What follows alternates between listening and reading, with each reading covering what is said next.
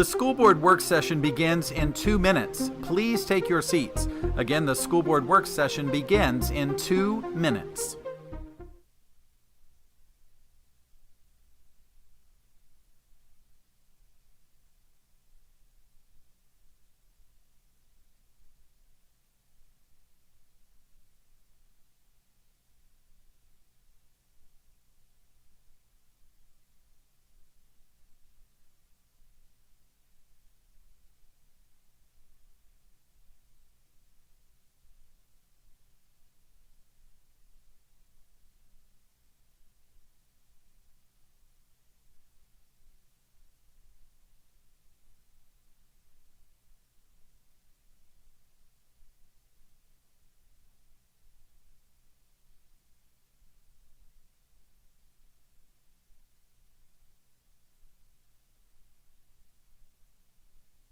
The school board work session begins in 1 minute. Please take your seats. Again, the school board work session begins in 1 minute.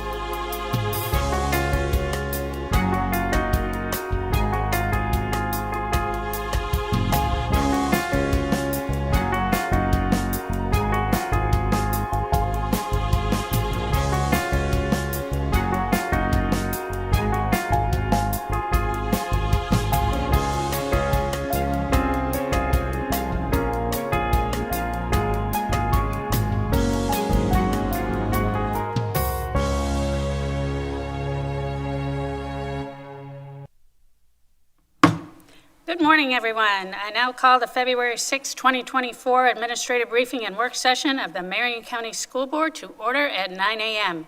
Please silence your electronic devices to avoid disturbing others. Mirroring and modeling how our students begin each day, I ask that you please pause with us for a moment of silence.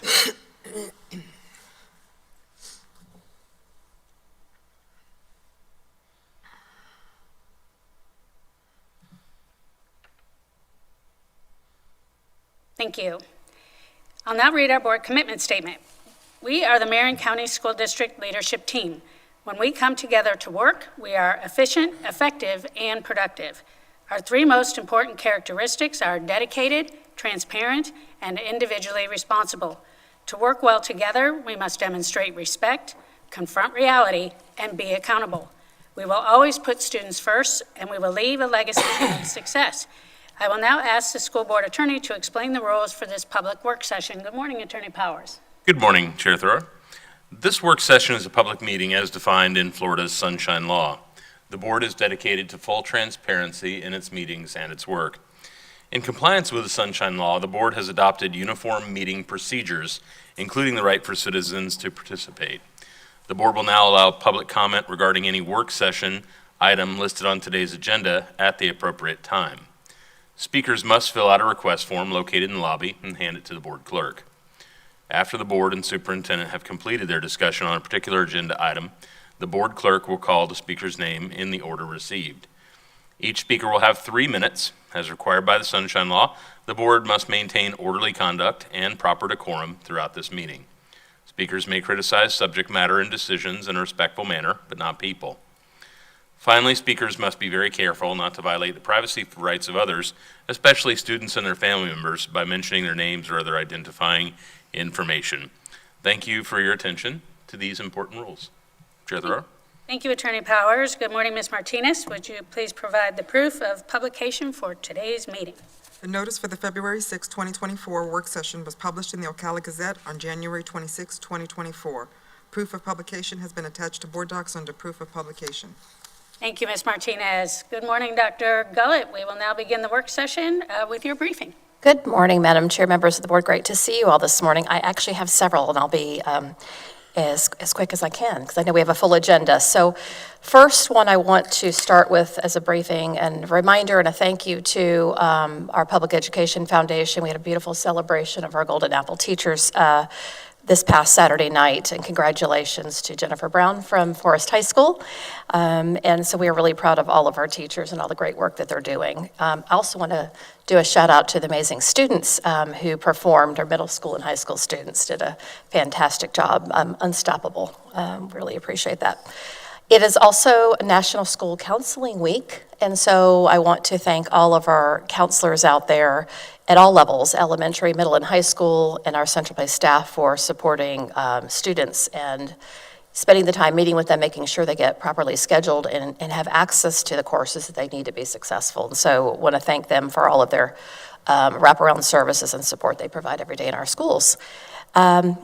And also, February is Career and Technical Education Month, and it's very appropriate that we just had recently received information that we have received $145,000 as part of the Workforce Capitalization Development Grant, which helps to expand career and technical education programs for our students. It provides them more hands-on experiences, and that money will be used to expand some programs at Westport High School for engineering. Particularly, we'll expand the offering to have 3 additional certification programs, so those students can go onto college or directly into the workforce in high demand, high wage programs. So we're really excited and grateful to our commissioner and our governor for supporting our expansion and alignment of the career and technical education programs. And last but not least, I have Mr. Frazier, who's going to come forward because, board, I know you're aware that we just recently received the notification of acceptance of an application for a year-round pilot program for Marion County. And we received that for Waimea Park. And so Mr. Frazier is going to provide an update of the conversations we're having with the stakeholders in that community and next steps and what that looks like. So, Mr. Frazier, thank you. All right, good morning, Chair Thrower, Vice Chair Conrad, Dr. Gullett, and board members. I'm here this morning, as Dr. Gullett referenced, to provide an update on the application submitted to the Florida Department of Education to pilot a year-round calendar at Waimea Park Elementary. The Florida Department of Education notified district leadership that the application was approved in late January for a year-round calendar for the 24-25 school year. It's important to note that students attend 180 instructional days just like our traditional calendar. However, they have identified breaks more frequently, and teachers still work a 196-day contract. We applied for this opportunity because research shows that a year-round calendar has the following positive effects. It decreases staff and student absences because more frequently scheduled breaks to make a doctor or dentist appointments or any other appointments that would typically have been made during a school day. It reduces summer learning loss for students. It provides continuous student learning in the form of 3 60-day trimesters. It helps prevent student and staff burnout. It supports staff mental health. It is evenly distributed breaks for vacation that mostly align with our traditional calendar. It provides families and staff with more options for vacation scheduling. And studies have shown that academically struggling students stand to benefit the most from year-round schooling. The shorter breaks and instructional chunking help children retain the information better. In addition, year-round schools provide more supervision during the typically extended summer periods. The steps that have already occurred has since notification from the Florida Department of Education. A faculty meeting was held on January the 31st to discuss this opportunity and to gather questions, comments, and concerns. A meeting was held on February the 1st to discuss the opportunity with non-instructional staff. A school advisory council meeting was held on February the 1st as well. Sky Alert and Class Dojo messages were sent out on February the 2nd, informing the parents of a community meeting that will be held on February the 8th at 5 p.m. to discuss this opportunity.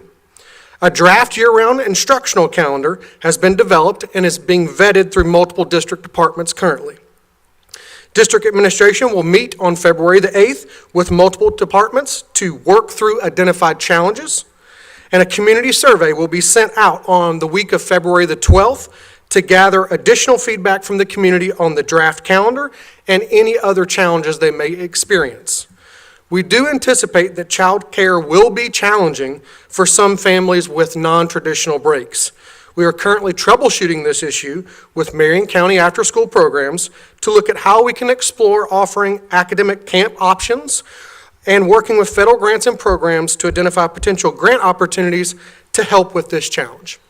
And I welcome any questions. Thank you, Mr. Frazier. Is there any questions or comments from the board? I'll just make a brief comment. Sure.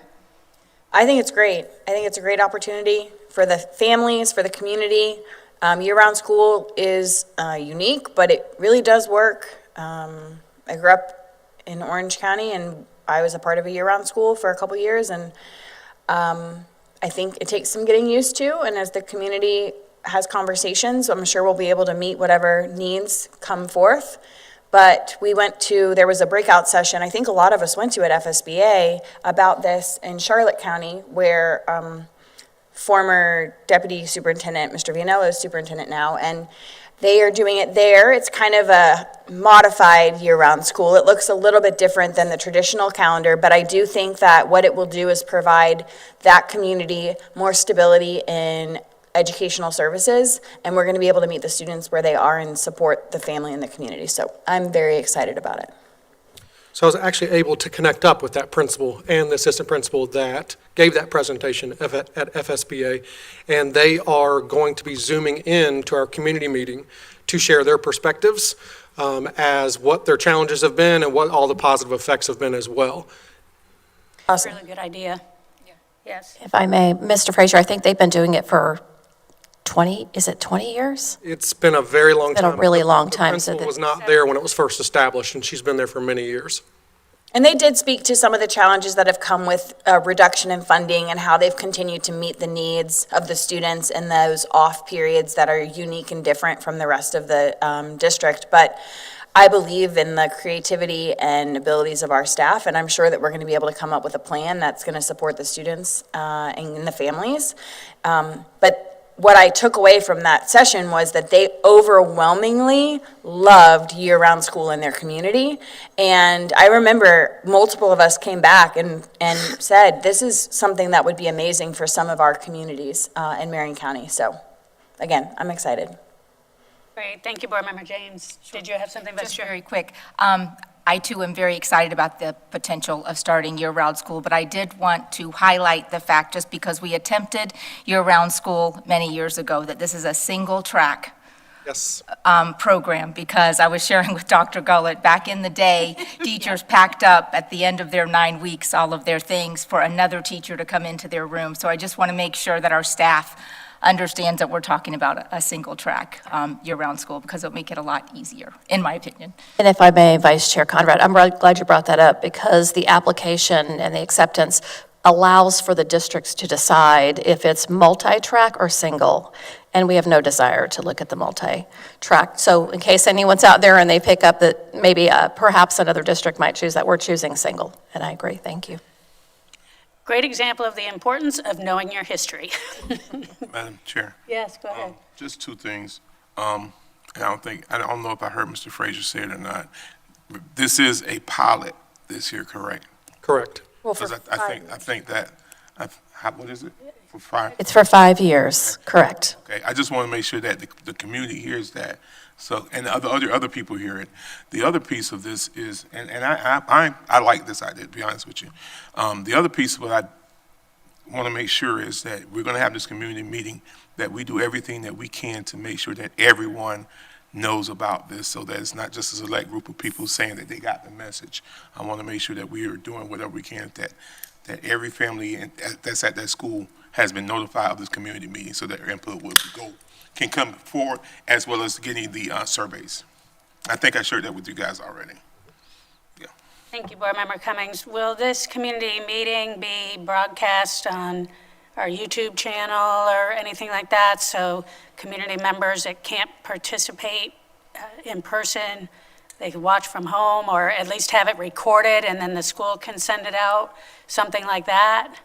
Yes, ma'am, we can certainly do that. We can hold it through Zoom and record that meeting. That way it's available for any community members and post it to the school's website, as well as send it out through Class Dojo as well. Thank you. Perfect, that would be great. Yes, Sure. Campbell, good morning. Absolutely. So I too heard the presentation at Florida School Board Association. As Dr. James said, I think each one of us came back and in our individual briefings with Dr. Gullett potentially mentioned something about it, honestly unaware that we were already in the process of application and acceptance into this. And so Waimea Park is in District 1. I know the struggles that the school has had in participating in their attendance meetings, and I'm excited to see a new vision and new direction for what potentially that school needs. Part of what you said just a moment ago, Mr. Frazier, is that especially students that have the strongest academic needs, this works very, very well for. And so that's what I'm most excited about. I know that I mentioned to a teacher in another school that we have a possibility that and this before the official announcement, I was like, there might be a possibility that there could be a year-round school, one year-round school in Marion County. So again, as Reverend Cummings said, we want the community to understand while this is a pilot, it is in one school. So this isn't a district-wide, this isn't an elementary-wide, this is one school. Waimea Park Elementary has been approved for this pilot program. But I did speak with another teacher in another school who was very excited about it because they had come from a year-round school in another district. And so I am of the belief that even if there is some attrition away from Waimea for whatever reason, because a teacher doesn't like the idea, that there will be enough teachers that do. And so I think we'll be able to fill that school with a lot of great instructors, either those that are currently there or those that are coming in, and just looking forward to the growth of the students at Waimea in this new model. Absolutely, and I think when we get to the point to where we start gathering feedback, community feedback on that calendar, once they see what it looks like, it will address a lot of misconceptions in regards to what that means, because it really is a great calendar. Thank you, Mr. Frazier. Did I hear someone say they had something else? Okay. I just wanted to close with just a little message, to the community, and thank you for your vision and bringing this forward. This isn't a new model, in any sense of the word, but it is another opportunity to try to reach kids and help them be successful. And I think that that's an idea that this community and our school community has kind of grown used to with this particular board and this particular team.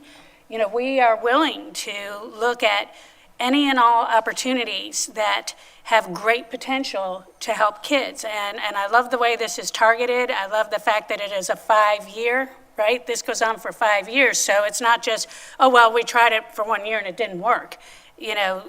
Sometimes it takes time. I would be interested to know at some point what that magic time is, if there is one, and maybe it's specific to each school and its culture and so on.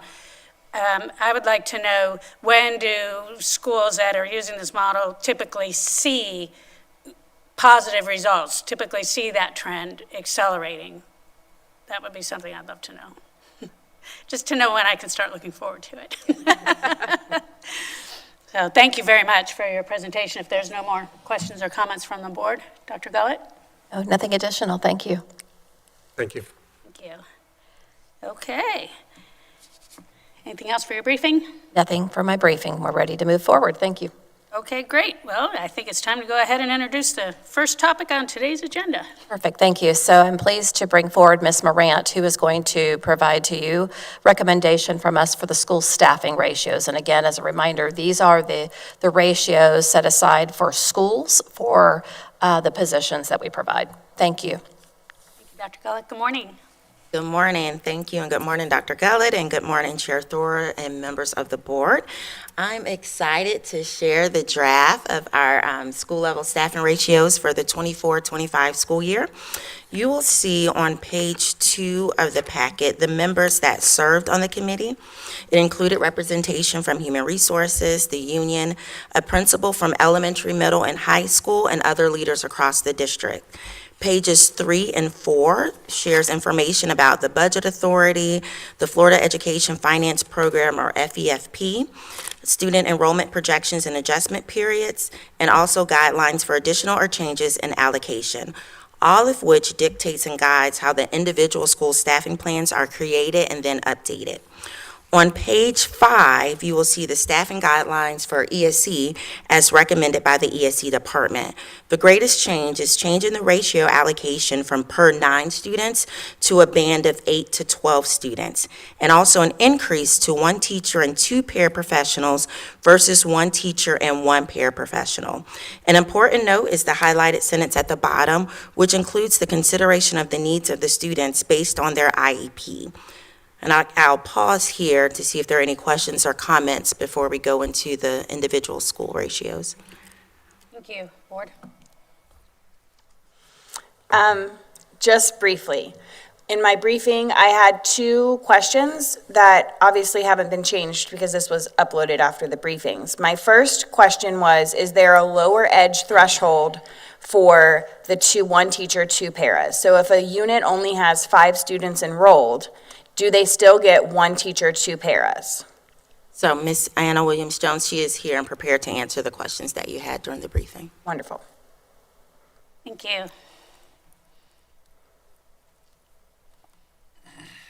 Morning, Ms. Jones.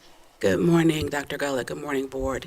So when we are looking to design our units, the minimum that would have a self-sustaining unit would be 6 students, and we would build that unit of 6 students with 1 teacher and 2 paras. The reality is that the growth in the district is so significant that we go from, most of our units start the year already full. So when we look at being 8 students or 9 students, the increase on the ratio to the upper end gives us the opportunity to still provide the necessary supports for students and then look at if we need to expand across the district. So there would not typically be a unit with 5 students or less. We would put those students in other units to then look at if we had across the district the need to create another unit with 6 students really being the minimum for that. And then also, as you know, once we have the units, if we staff them under 1 teacher and 2 paras, sometimes it's difficult to add in the middle. So we start with the maximum number of supports. Okay, thank you for that clarification. My other question is, when a unit exceeds 12 students, what will be the threshold for opening a new unit? How many students can we expect to see with 1 teacher and 2 paras in a unit before an additional unit is added to a school? So when we look at guidance from DOE, although they don't give us specific numbers, the typical range is when you are at 50% more than what a unit is designed to hold, then you would look at opening another unit. So having the range gives us really the opportunity for when a unit gets to be at 10 students to start to look to see, based on the growth, based on the students that are currently in evaluation, based on the number of students that are in our other units, to determine if we need to open another unit and then perhaps do some leveling and move students around at that point. But the recommended guideline is when a unit reaches the 50% more than the design for it to be built. 50% more than 8, 9, 10, 11, or 12, because those are... So that's really up to the district to determine. So as we look at 9 kind of being a standard with the 1 to 3 and 12 giving us some room. So if we have units that are approaching 13 and 14 students, then it would be time to look to see first if there is another unit in the district in close proximity in which we could allow leveling. Although we would think that there would be an opportunity to open another unit. The reality is that the challenges of finding teachers and qualified staff might make that difficult. So when we see that the units are reaching 12 or more, then that would be an opportunity to look at the other units that serve those same exceptionalities, look at the capacity of those units, and then start to determine if another student were to be ready to attend that unit, what would be the closest unit, and working with transportation that would allow us to serve the student appropriately without overwhelming the current school. Okay, I appreciate everything you said. Board, I would like for this document to reflect some stringent language, because what I see as I visit schools is units, and while I can appreciate you're newer to us and we're going to see great improvement, as it currently exists, we have units over 12, and they keep coming, and 12 EBD kids is too many EBD kids in one classroom, in my opinion. But if I can be on board with a range of 8 to 12, but what I can't be on board with is pushing to 14 in a portable, and then all of a sudden, we're having escalation that could have been avoided, and I appreciate the staffing sentiment as well. So it's a double-edged sword, because creating a new unit and putting unqualified or uncertified individuals into that room is not necessarily the solution either. But I would like to see a line added to the bottom of this page that dictates at 50% of 9 or 50% of 10 or whatever that number is, so that schools feel like they have a black and white safeguard to be able to advocate on their own behalf for the needs that they have on their campus. Because I do know that there are schools that feel like they are struggling to articulate and advocate for the needs that they see on their campus. So my recommendation, as I hear you say 9 would be that threshold of 50%, my recommendation would be a line at the bottom that says, when a unit exceeds 50% of 9 students, so that would be 4.5, Ms. Boston Ellis isn't here to make fun of my math, 13 and a half or whatever it is, I would like to see that in black. Oh, there she is. I would like to see that in black and white. Like when a unit exceeds 13 students, there will be an additional unit. No further students will be added, or some kind of safeguard like that. And I still think 13 is too many, but if we're going with 50% of 9, then I would like to go with adding 4 and make it 13. So board, do you have a feeling about that? Go ahead, Vice Chair. I agree, Dr. James, and it's a concern I brought forward at my briefing. And it's not that I don't appreciate the added para, but speaking with staff members, they also feel that it's too many students. 12 is too many students. And my concern is the retention of the staff that we have. I don't know how many openings we have in this particular department, but I certainly don't want us to lose teachers because now the burden is unbearable. And so I too have, I have a very serious concern about going up to 12 in these units. And at the least, I like Dr. James's recommendation that we have a threshold for where we begin adding a unit, because we know we have openings now, and so adding, how are we going to add another unit with a certified teacher? Well, and I genuinely wanted to say not to exceed 13 students or whatever that is. That's because I understand, like, a kid shows up and where are we going to put them? But that's not for the schools to figure out. I was at a school yesterday or Friday, and they have 5 ESE individuals on FMLA. So, or in some variation of FMLA. And so they are handicapped. And so it cannot be their responsibility to figure out how to find coverage when they're already in a deficit. The district office has to take on that level of responsibility, and I guess I just feel like having a very black and white units not to exceed 13 students would put shift that responsibility back to the district office to figure out how to solve that problem instead of it being a school site and a school staff responsibility. Because I feel like the schools are just working so hard, and some of those schools are some days are hard, most days are hard. And so putting that responsibility on them to solve that is just too much for me. So that's what I would like to see, units not to exceed 13 students. I came to it all on my own. Thank you, Board Member James. Board Member Campbell. And I can completely get on board with what my fellow board members are saying. The thing that concerns me, Ms. Jones, about what you stated was, if we reach this certain level, whatever this level might be, and maybe it's 13 or whatever, then we will begin. I heard the word begin a couple of times in your statement, and that's where I get pause. Because at that point, in my viewpoint, this individual board member, it's not the time to start looking at a solution, it's the time to have a solution. Yes. And so whatever that solution might be, if we are at 11 students or 12 students, then we need to start forecasting what that will look like when we hit 13, 14. And so that's where I'm concerned. I can fully agree that we need to have some line of delineation, that schools do not have the responsibility of understanding. Now, granted, we understand that we also have space constraints.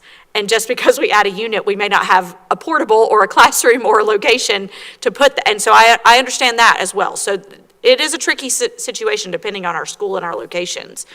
However, I completely agree with my fellow board members here that I, as an individual board member, and it sounds like there are at least a couple of us that agree, need to have a line of delineation in this school staffing plan. Because this is an area, as you also stated, of growth, we continue to see more and more students, not just that have a diagnosis of whatever that might be, but also that are moving in with those diagnoses, and those that have not yet been screened and will have them, and we know that. We know from our VPK programs, we know from our kindergarten, first grade, there are lots of students that have yet to be actually placed, and so we know that's coming.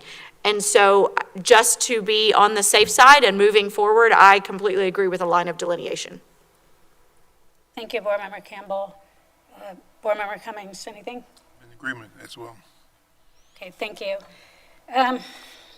And I don't disagree with anything that the concerns that the board, my fellow board members have raised. I'm very concerned about the continued existence of the kindergarten through third grade units, all in the, K through 3, all in the same room. If we're serious about helping every student succeed, we know, we say it over and over again, that early intervention is what is so incredibly key. And I've been doing this for a while, and I've seen the tremendous challenges and the increase in the tremendous challenges that these teachers have to authentically really reach and teach each child. And third grade is so important, but yet I think we've all figured out that it's really almost kind of too late. Yeah. Mm-hmm. So I really want to raise some concern and awareness. I thought and I'm pretty sure we have been working hard to try to eliminate that K-3 model.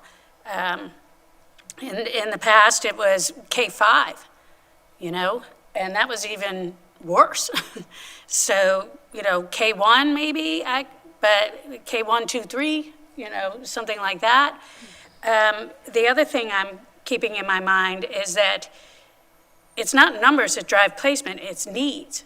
Needs drives placement. And there are certain students that because of the matrix that gets filled out, that shares that student's individual needs, they bring a lot more money into this district because their needs are so individualized. And they need a much smaller, teacher-student ratio.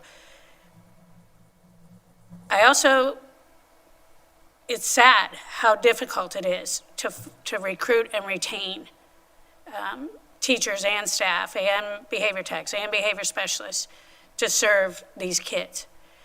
So while we can say that we want to cap these numbers, we don't have any say in what students show up on our campuses on any given day.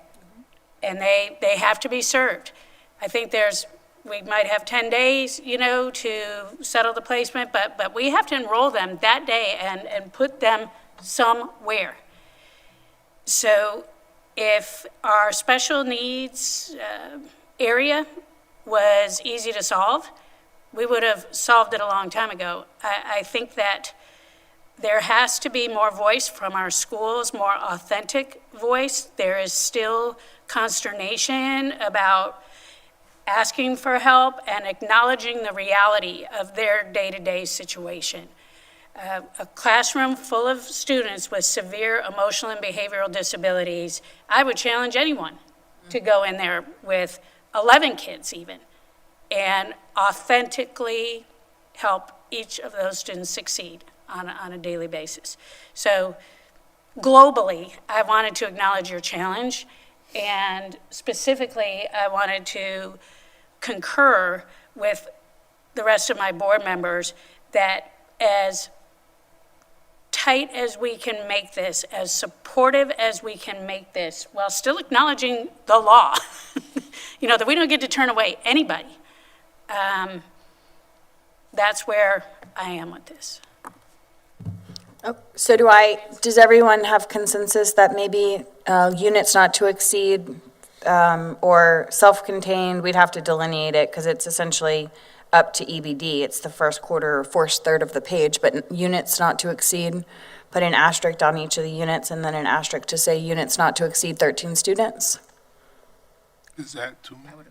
Oh, that is too much. So yes, but I'm trying to negotiate.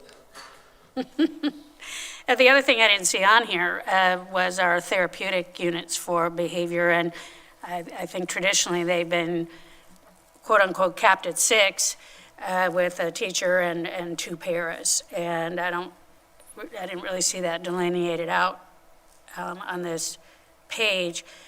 You've heard a lot of feedback, so wanted to give you the opportunity to respond and, from your expert seat. So for the units that exist right now as we serve our students with emotional and behavioral disabilities, for the district, the ratio has been 1 to 3, so those have pretty much been capped at 9 for those particular students with one teacher and 2 paras. So at the board's suggestion, we can make the adjustments that you all would like to see. In having the ranges, the goal is to have our school staff, our IEP teams who are making decisions, understand that when we get to the bottom of that ratio, so if a class starts with 6, when we get to 8, that is the time to start having the conversation. It's really, as you have stated, too late when we get to 12, but 8 happens really quickly. With the growth that our schools are experiencing, we can go from 6 to 9, literally in a week, between the students who move in and the ones who are staffed.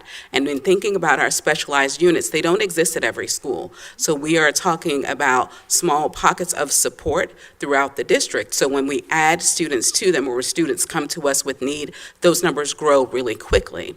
So having the ranges really helps us to understand that when we hit the bottom end of the range is the time to start having discussion about what the needs are, whether it's a particular disability category or whether it's the needs of a specific school, to see what we need to do to then ensure that we're not burdening the school with too many students that we can't support, and looking across the district, whether it's if we're looking for our ASD students or for our EBD students, to see what is the need across the district and where would it then be possible if we needed to open another unit to do that. Or if that's not a possibility, where is there actual availability of resources so that we can start to direct students to another part of the district. So it really is the opportunity to have conversation. As the ratios existed before, it was just 9. And so when a school got to 9, there was really no direction in the previous staffing plan as to what they needed to do at 9, which is why we see some of our units that are sitting with students with ratios well above 9. And so that's part of what we're hoping to correct, is to, yes, give us a starting point for conversation, but also the opportunity to serve those students who walk in the door while looking for alternate solutions, understanding that these are our most challenging students. As you mentioned, Chair Thrower, as we look for our students with the really, really significant needs, who are very high matrix students, those students aren't going to be in a class of 11 or 12 or 13. The need there is just too significant. for us to be able to provide all of the supports that they need. So even though the range exists, some of the placement opportunities and conversations are going to be driven by the individual needs of the student. And so although the range exists, if we have a setting in which the students are significantly high need, they need behavior support infused throughout the day, they need counseling support infused throughout the day, and then other therapies that we need to provide for them as well, having 11 students in that classroom is not going to be what's best for those particular students. And so if it is the request of the board that you want to delineate by disability category, but that gets tough, the more you narrow that down, the more it makes it difficult for us as a district to be able to make crucial decisions. But adding the asterisks for, not to exceed 13, those are things that we can definitely do while still maintaining the structure of the supports that we provide. So I welcome your additional feedback in terms of how we can develop a staffing plan that is going to support the needs of the students, but also continue to be sensitive to the needs of the school. Thank you. After your further explanation, I actually think it would be most appropriate to just say that the units will not exceed the top end of the range for all of these categories. As you just explained, we're creating the range, and I appreciate why we're creating the range, to create awareness for growing into the top end. But I know of a kindergarten inclusion unit that had 20 students in it with a support facilitator who wasn't even in the room that frequently. So we are going beyond these ranges, and it's not just in these self-contained units, and it is crippling the educators. So what I would like to see is it say not to exceed the top end of the range, period. Because that is going to reflect the needs that the teachers and the leaders have on their campuses. Because putting 21 kindergartners in an inclusion kindergarten class where 12 of the students are ESE, which I would argue that's not even inclusion anymore, that's happening. And again, I totally acknowledge that you've kind of walked into this and we're going to make it better. I just really want to see some black and white safeguards for our school staff, and I believe that this staffing plan would do that. So I think, as you've articulated what the range represents, indicating that class sizes are not going to exceed the ratio as presented on this is, I think, more than appropriate. So I guess my fellow board members. Thank you, Board Member James. Board Member Campbell. The only thing that I was going to say, and it is somewhat relevant, but it's just an individual statement I would like to make as an individual board member, and I may be the only one that feels this way. I am uncomfortable with the hub model. I'm uncomfortable with the segregation that has caused in our district. And I, as all of you know, and many people listening know, have a sister who would have grown up this way, and she is nonverbal, developmentally, and intellectually disabled. And so I understand the value, not just for her to be in a school setting with other students that are not like her, but I also understand the value for the quote-unquote normal kids to be able to associate and assimilate and have compassion and an upbringing that is different than what a hub model creates. And so I know that that's what we have in this district right now. This individual board member disagrees with it. So I think the more opportunities that we have to actually push kids into their zoned schools, regardless of their ability or disability, the more chances we have to do that, the more opportunities that then opens up for us as a district to service these students where they are. So that's my only statement. Thank you, Board Member Campbell. And go ahead. You know what, I thank Dr. Campbell for bringing it up. I too am one that did not like the hub model from the beginning. However, we've tried it, and I see where it's created like a segregated population of schools, of kids. So that's one thing that I definitely have never liked. I think it's not, from what I'm seeing, I haven't seen the benefits. I haven't seen the return on the investment for that. So maybe I'm missing it. Somebody has to explain to me, but I haven't seen the return on it. Thank you, Board Member Cummings. Do you have any? Okay. When it comes to the highly specialized units, it's definitely a larger conversation, and having worked in those units and supported those units for more than a decade, it's all about the culture of the school. You know, there are very high-functioning kids at the other end of the spectrum that seem to be segregated in some ways too. You know, they run with their own crowd, and there's even specific names, you know. So it's not just our kids with special needs at the lower end of the functioning scale, it's also kids at the much higher functioning end. And again, I would point to the culture of each school and how they look for opportunities to be inclusive. And that truly is inclusion, in my opinion, since we're giving our opinions. Not that everyone is the same, but that everyone is different. And we celebrate that by looking always for ways to connect. Well, we've shared a lot with you. It appears to be the vast consensus of the board that there be some very strong supportive language so that our schools understand that they're not out there twisting in the wind, that we are here to support them, that the district is here to support them. I think, Dr. Gullett, that has been your statement from the beginning, that it's schools first, and if we need to push in more help, then we do that, because we don't know how fast we're going to solve our recruitment and retention challenge that we've had for so long, not just for gen ed, I mean, that's its own challenge, but for kids that really present even more challenges. So to me, that is the greater conversation, is how we can continue. I think I heard there's 12 paras that are in the pipeline to become teachers. You know, that's pretty amazing, because they'll probably stay because they've lived it.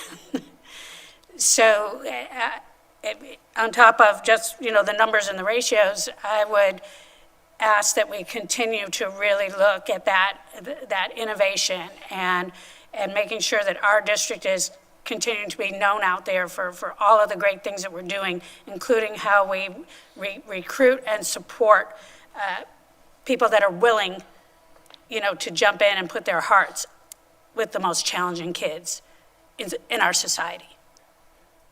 So, anything else from you? No, I appreciate your feedback, and we will work to make those adjustments. Did we land on what that was going to look like? I'm sorry if I missed that. Yes, I believe we had consensus from the board to go with this range as being the top and getting the supports in place, and the conversation started much earlier. I believe that's what I heard.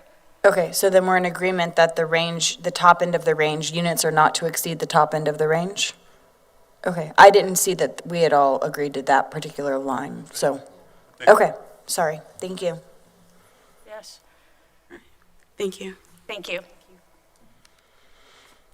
Thank you. So, as we move on to elementary, middle, and high, as you all know, as it's been shared numerous times, that our ESSER dollars will be sunsetting September of 2024, and the majority of the positions that are currently funded through ESSER, they're being absorbed primarily through the district funding, but then also with other grants. As such, there are no recommended changes for adding positions to the school staffing plans for the 2024-25 school year. On the top of pages 6 and 7, which is elementary, you will see simply clerical updates to the staffing ratios, because we realize no elementary schools are projected to have enrollment over 1,400 next year. The only noticeable change that you will see on elementary, middle, and high school on those plans is the removal of the permanent classroom substitute position, which is also ESSER funded. And we have an opportunity, as you also know, with the approval of ESS, to continue supporting our schools through the ESS substitute program, and we will continue to do that. And I'm happy to announce for January, our fill rate is 83%, up from 77%. Classroom substitutes will remain on the respective school staffing plans. However, we'll no longer hire nor transfer employees into new classroom substitute positions that are vacated. And with this, I will turn it back over to Dr. Gullett for any comments. Thank you. Thank you, Ms. Morant. I want to thank you and the whole team you all have worked very hard. Ms. Jones, thank you. I know that there's a lot that you're working on with ESE in particular, more to come on that, but we look forward to any additional questions, Board. Thank you. Thank you, Dr. Gullett. I just have Vice Chair Conrad. I just have a comment.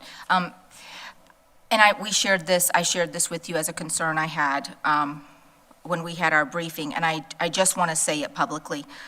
When we're looking at the staff ratios and we're talking about secretaries, and we're looking, I know there are guidelines already for the number of students. I would just like it to be a consideration that we also consider the amount of money that the secretary is managing, because we do have some elementary schools that are managing almost as much money as high schools. And so even though that's not written here in black and white, I would like it to be a consideration when we look at providing support for those secretaries in our elementary schools. So thank you. Thank you, Vice Chair. Any other comments from the board? Just one brief comment. Yes, go ahead.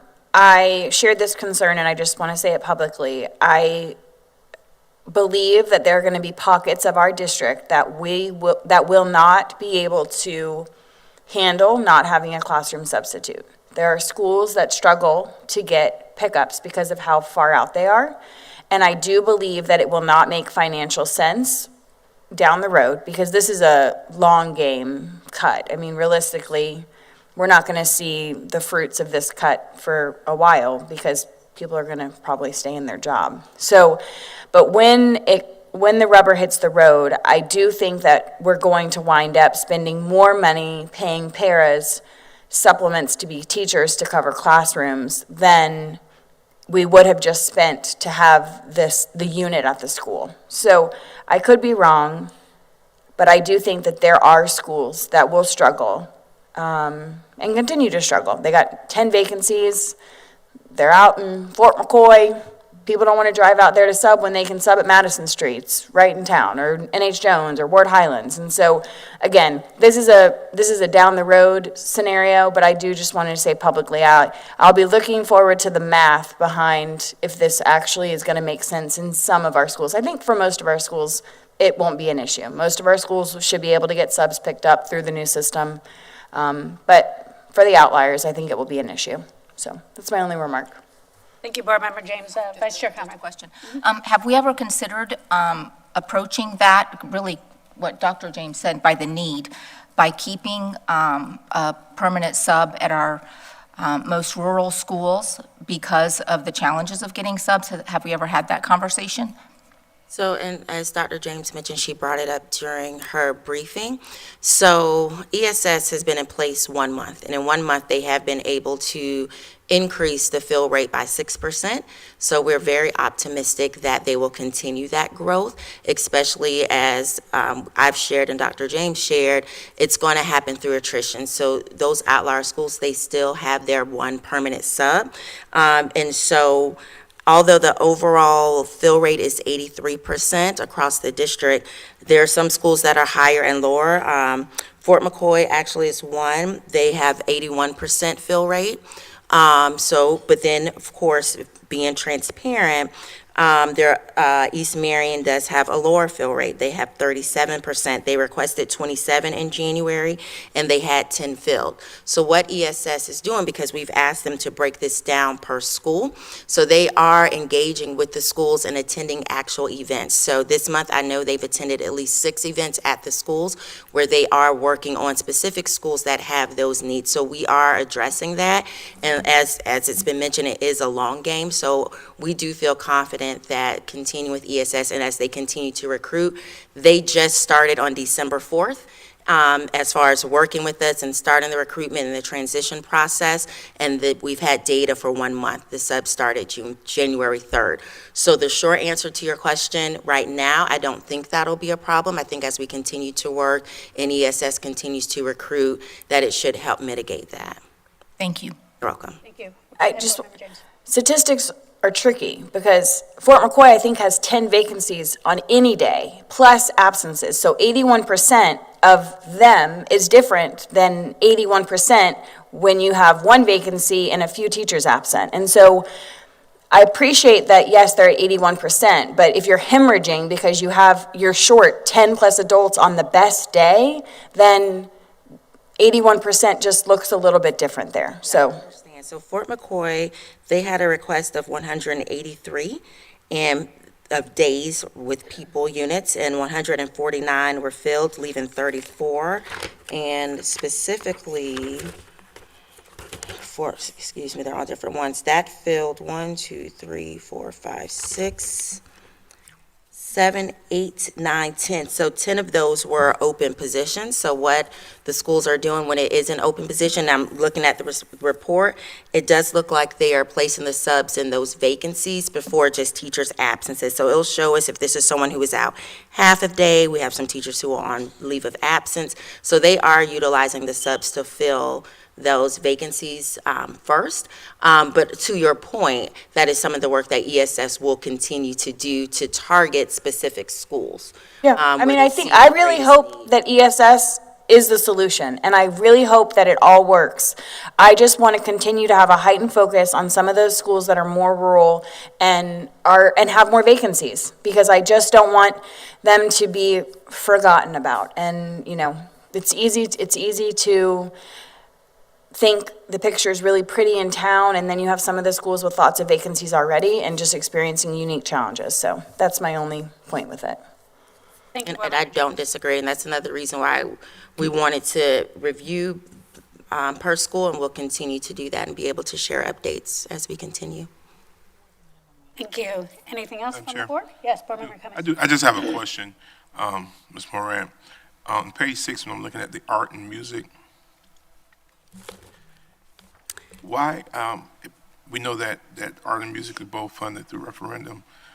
Why is there such a disparity with the 675 to 775 for art versus, and music is 775 plus? Why wouldn't those be the same? So we've merged, so they are the same, so we've merged, and this came up in the briefing. I thought, I was honestly trying to make it clear, so I will make it even clearer if you still have that question. So if the 675 to 775 is a shared para between art and music, and then 775 and above, there are two pairs. Again, that's for art and music. So art would get one and music would get one. So before there were two lines and we tried to merge it, but I will, because you asked that, that means it needs to be clear, so we will make that clear. Thank you. You're welcome, thank you. Yes. It looks like it's two different things. Thank you. No, thank you. Thank you, Reverend Cummings, because I brought that up in my briefing as well. If we could potentially add a comma and put 775 plus and have both the information in both lines, that would be terrific. Even if the font has to get smaller in that one little. Just get better glasses. I know, even if the font has to get smaller, let's make that consistent on both of those. The only comment that I wanted to make beyond that was that I can completely support, first of all, what Dr. James was talking about with potential need for some kind of permanent extra person, whether that's called a classroom sub or whatever we're calling that person, whenever we have this attrition, especially for our outlying schools. But I also can completely support the direction that Vice Chair Conrad was speaking about the receipts in some of our elementary schools almost exceed that of other schools that have additional support. So whenever we're talking hundreds of thousands of dollars that a secretary at an elementary school level is responsible for, that looks very different than a couple $1,000s at another elementary school. And so we do need to take that into consideration, and what that looks like on each campus may be a little bit different. And so I know we're about to have a conversation on school start times. We're going to be making some changes based on a couple of schools that are unique, that they don't impact transportation. Well, they also tend to have very large receipts. And so when we have unique circumstances like that, we need to treat them uniquely. Thank you, Board Member Campbell. Anything else from the board? Okay. All right, thank you. Thank you. Thank you. Really appreciate the continued good work on all of this and the depth of detail that we're going into to try to get it right across the district and for each and every school. It's commendable. So, is that it for this one? Mm-hmm. I have a question. Okay, I'm sorry. now's the time. Sorry. Okay, sorry. We talked about ESC, we talked about elementary. Well, there was no changes to There's elementary, no, middle, or high. right. But I have a question. I don't see one for the alternative school that we have. What's the staffing plan for that? Because I would think that would need to be included somewhere since we have one. So they have individual school staffing plans. Is there a specific one you need me to pull up? I mean, I'm thinking about the one here, MTI, that program. Where do they fall at? Where do their staffing plan fall at in that? I think what he's saying is they serve 6 through 12, but they're not necessarily awarded units based on a middle high school combination staffing plan. And I've had that question similarly about a unique elementary school that serves only K2 students, because their staffing plan is not also representative on here. Right. Or rather, their unit allocations are not representative of this template. So, to answer your question, so they are not a part of the ratios, but working with their senior executive director or area soup, that's how we establish or determine their actual school staffing plan. So speaking of Ford, I'm speaking of MTI, they have a prescribed or specific school staffing plan that has their units assigned based on the needs of the school. So it doesn't line up with it? It does not line up with the ratios.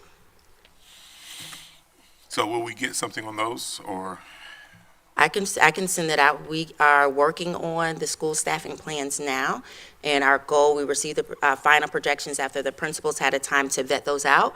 We received those yesterday, and so our goal is to go through and have all of the staffing plans to the schools no later than March 1st.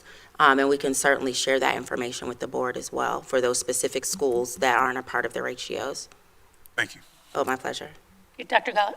Thank you. I was going to say, yes, we'll certainly provide those to all the board members. I know they're working on both of those. They're unique models, and so we will be happy to share that with the board.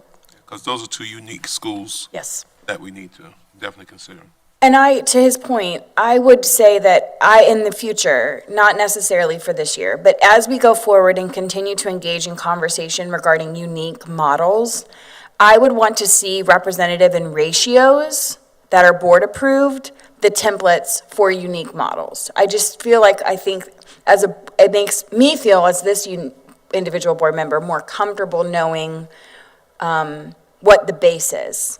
The base being board approved and pretty solid. So as we continue to have conversation around that, would fully support either the schools using the ratios as it exists, or those unique schools having their own ratio that's board approved. We can certainly take that back to the committee for next year. Yes. I'm afraid to walk away. Okay, all right, thank you. Thank you. We appreciate all the information. Is there any public comment on this particular agenda item? School staffing ratios? Yes. Mr. Altabello.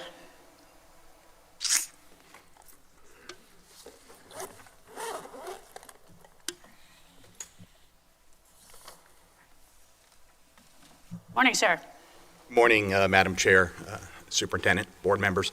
Chris Altabello. I'm representing MEA and MESP, but also as a parent of two school children. A couple of things. The classroom substitute years ago when it was developed was not developed to fill the first vacancy that we had because a teacher couldn't come to work. The classroom substitute was designed to be there throughout the day to provide relief to teachers if they had a staffing, if they had a doctor's appointment at 1 o'clock and we needed to fill an hour or whatever. It wasn't meant to be the long-term teacher. We've gotten away from that, obviously, because of how hard it is to staff schools and find and recruit and retain. The association would love to be in any discussions that you have about recruiting and retaining. We've got a lot of ideas. Also, about the ratios. Obviously, the ratios mean very little when staff members are being pulled to cover areas that aren't covered. And we see that paras are often pulled to substitute and do other things, cover. So I'm sure we're all mindful of that. The main reason why I'm up here is to advocate for a change in the staffing plan. And I'm on page 6 right now.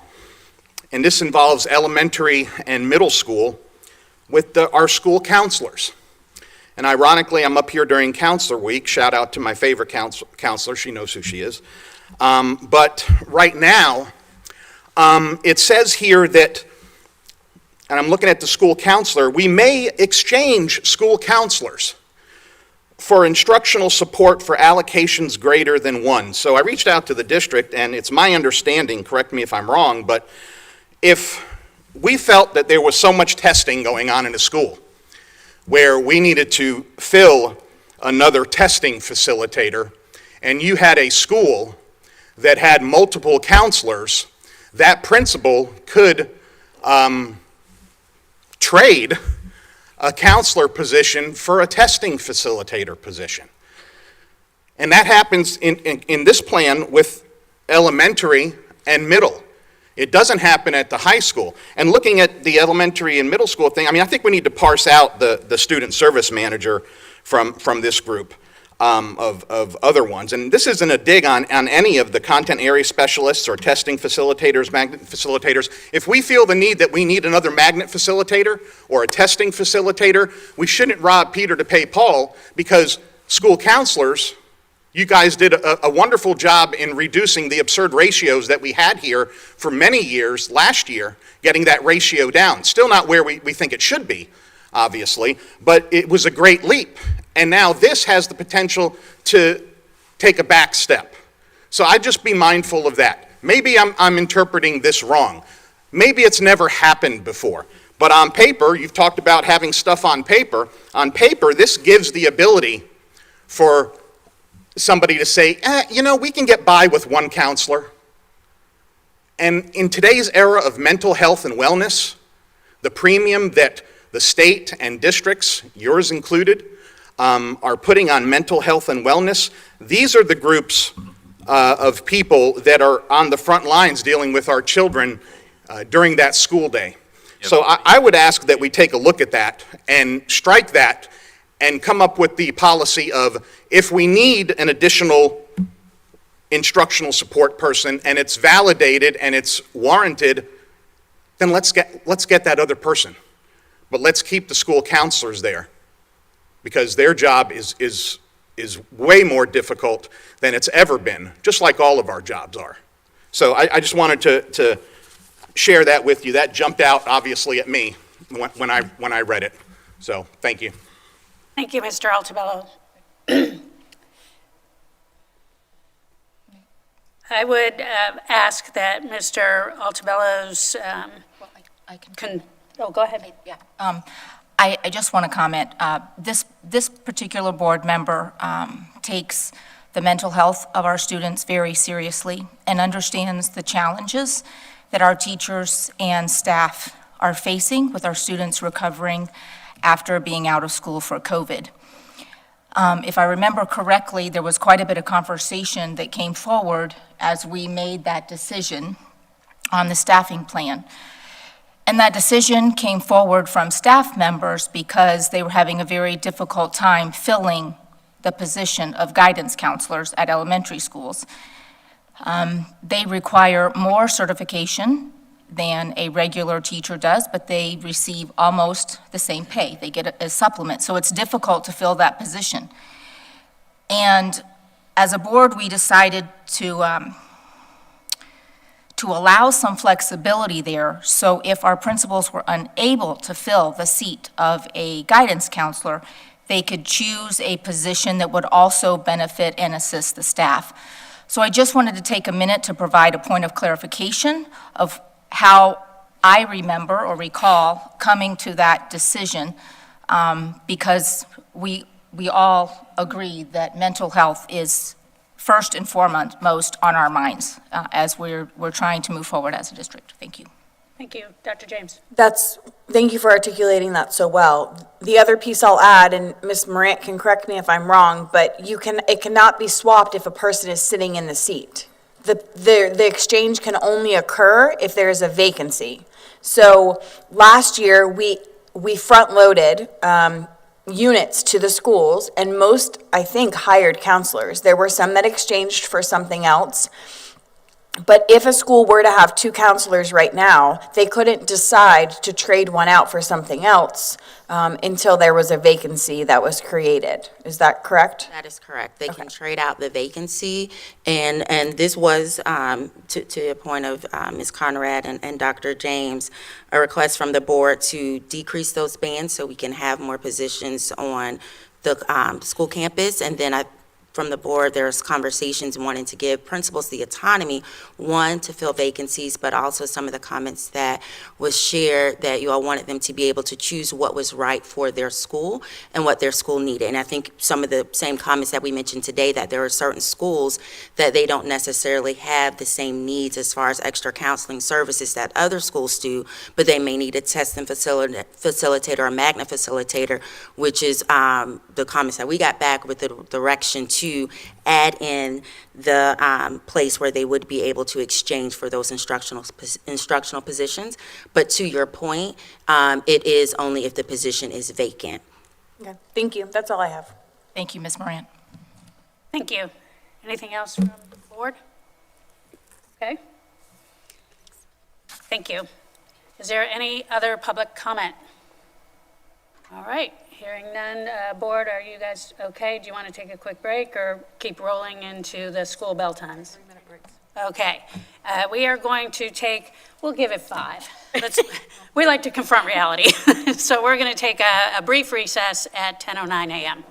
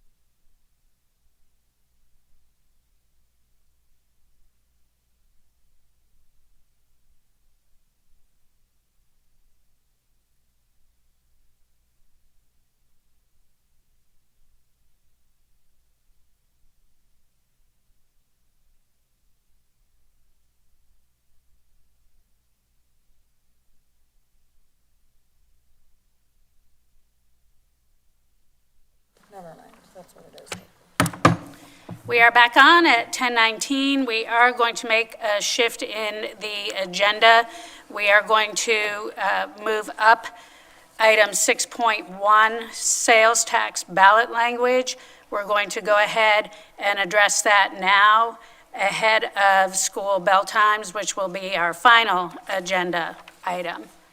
So with that, I'll turn it over to Dr. Gullett, and you may be then turning it over to Attorney Powers, not sure. Yes, thank you, Madam Chair. We don't have anything additional, just looking for Attorney Powers at this point. Thank you. Thank you, Dr. Gullett. Attorney Powers. Yes, ma'am. Just as a background, so the sales tax language that we need to get onto the ballot here and submit to the county for their review, you've been provided with a timeline of important dates. These are somewhat flexible, but there are a few that are hard deadlines. The first hard deadline, if you notice on that page, indicates that there's a deadline regarding OPAGA, and that's the Office of Program Policy Analysis and Government Accountability. Section 212.055 governs sales tax and ballot language. And by at least April 9th, we have to have submitted to OPAGA a copy of our resolution so that they can review. That gives us 180 days prior to the general election. Now, when we have it has to go to the county commission for them to adopt the resolution prior to that. So there's no time to waste, because obviously if there's any issue with the county's acceptance of it, then it results in a back and forth. And as you know, government timelines with publishing and with sunshine law require that we do things pretty quickly just in order to get them 2 weeks in advance. So this is a sort of a sample timeline. The one that I wanted to point you out to is the one that's listed on number 4, which is the most sort of immediately critical. What you also have in front of you are 2 copies of resolutions for the school board. Now, I looked into our prior sales tax resolution. That's not going to work because of the fact that that language that was used and adopted there was quite some time ago, and laws have changed under 212.055 in the interim. There are a number of things that need to be altered, and so you have 2 copies in front of you. The first copy indicates on page 3, that's the official ballot language. This is really what you're looking at today. On the second copy has also, on the 3rd page, one is with a citizen review oversight panel, and the other is without that language being in there. Now, it's not required, however, it is something that it may be best because it may ensure to the voting public that there is some citizen oversight in the way that the funds are distributed as well. So that's an option for you to consider. Now, as to my role, pages 1, 2, the first half of 3, and the remainder of 4 are things that I need to work with my counterpart, Mr. Minter, in the county commission on making sure that all our T's are crossed and I's are dotted, along with Exhibit A. So the language that has been proposed is the official ballot language under that second half of page 3, where it says official ballot, and there's some language that's inserted right there. That is required by law to be 75 words or less, has to be a clear and concise statement. And if you note, that's actually 72 words on the first one. So there's a lot of stuff that has to happen within those 75 words. You don't get a chance to expound very much. You have to keep it relatively limited, relatively straightforward, and simple. So these are initial proposals that have been sent to us for acceptance. See nothing wrong with either of them. And this is for the board to discuss what the board and the superintendent operations want to see in this particular language. Now, I note that there could be some potential concern given the fact that in the first sentence, and I'll just go ahead and read it for the record. The sample ballot language that is listed there as to the general election of November 5th, 2024. The title is School Capital Outlay Sales Surtax to Improve Safety and the Learning Environment. To retain high-quality teachers, reduce classroom overcrowding, and improve safety and security by expanding, constructing, and improving school facilities with collected revenues shared according to Florida law with eligible public charter schools based on their proportion of total school district enrollment, shall the school district of Marion County levy a 1/2 cent sales? With the oversight. That's easy reading. Oh, okay, sorry. He's reading the first one. Okay. They're not numbered, so I'm sorry. Right. Levy a 1/2 cent sales surtax for 10 years to fund activities of the Marion County schools. Then you will also see that as to the second, the language is very similar, with the exception that it adds in the citizen review. So what's important here is, again, the 75 words. It's also important that the language, a portion of that has to be taken up by that section. It's required in Florida statute that Florida law, according to Florida law, we have to share revenues with eligible public charter schools based on their proportion of total school district enrollment. So those two samples are what the board is here to review, discuss today, and then I will bring to the board for an actual resolution to submit to the county for it to be placed on the county's ballot, or to be looked at by the county, reviewed by Mr. Mentor, and then placed on a discussion item for them. So if there are questions that the board has or any discussion, this would be the appropriate time to do so. We also do have some folks in the audience here as well who have been instrumental in working on the proposed ballot language thus far. So any questions, if you want to direct those, if the board has questions regarding that, can be directed toward me or toward audience members as well, at the board's discretion. Madam Chair. Thank you, Attorney Powers. Would it be appropriate to go ahead and take public comment first? Yes, ma'am. Okay. Board Member Cummings? That's fine, go ahead. Okay, thank you. Okay, we will open it up for public comment. Ms. Martinez? We have one speaker, Mr. Reggie Bouthiller. Boudier. Boudier, excuse me. My apologies. Thank you. I've got relatives with the last name of Boudreaux, and nobody gets that right either, so. You know, it's the more southern version of my name. It's Boutier, Reggie Boutier. It's the French side that complicates that. Good morning, everyone. Reggie Boutier, Stearns Weaver Miller, 101 East College Avenue.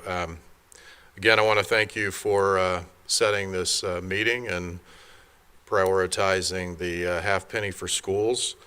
We've been working obviously collaboratively with CEP for many months to really get this priority set up and situated to move it forward to meet the deadlines to get it put on the November 5th ballot. We have worked, as you know, there's legal nuancing and then there's technical nuancing in running referendums. My firm does have a component that specializes in election law and referendums. We do a lot of that work across the state, and we have consultants that help us along the way as well in terms of selecting language that is important to your objectives, but also important to the voters and what they're interested in and what really gets them focused in on passing a half penny sales tax for schools. So we are available to support you and Attorney Powers in whatever way you would see fit.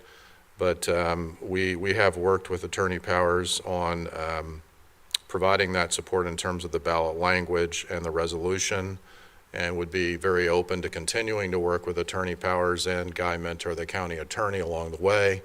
I know Guy Mentor is ready and willing and able to work with us to receive the language, and I would also recommend getting with Monier, the county administrator, ahead of even hearing this formally in a meeting of your board. It would be nice to get the county administrator and the county attorney on board, get any questions answered by them ahead, so when you meet as a board, you already know that they're ready to move that to their board. The Florida statutes put you in an unusual situation because even though you are the school board, to get it on the ballot, once you approve, as Attorney Powers said, the resolution, you have to then move it to the county. We would argue that it's a fairly ministerial process, but different people across the state have read the statute in different ways, and it's been litigated. I believe personally that we should have the support of the county commission, and hopefully it's a ministerial process. We'll work with you and the county commission to hopefully accomplish that. But as Attorney Powers said, we are in a relatively tight time frame under state law. We concur with his analysis that you really need to be transmitting this to the state in April to give yourself the time you need under that statutory process to get it solidified on the November 5th ballot. So to the extent we can get this by your board accomplished in the month of February and moved to the county so we could have that put on a county agenda item, county commission agenda item, no later than March, that would be most optimal and ideal. So I'm here to answer any questions you may have regarding the process, the ballot language, the resolution, anything of that, if you'd like me to. Thank you, Attorney Boudier. All right, I'll open it to the rest of the board and Dr. Gullett for discussion. Was there any other public comment? Any other public comment? Oh, sorry. Thank you. Don't The go other far, half is Mr. the same. Boudier. Yes. They're going to have you back here. Kevin Sheely, 310 Morning. Southeast 3rd Street, Ocala Metro CEP. Again, as Mr. Boudier said, we're here to support. We want to help put our school system and our community in the best position to succeed. We mean that in all areas, but in particular in this case to ensure that the funds are available to build the facilities, remodel the facilities that are needed. You have a language that we believe best gets the school system to that point. I know one of the options you're going to choose between is whether or not to have the independent advisory committee. There's not a personal preference. We obviously have experience with that with the 1 mil.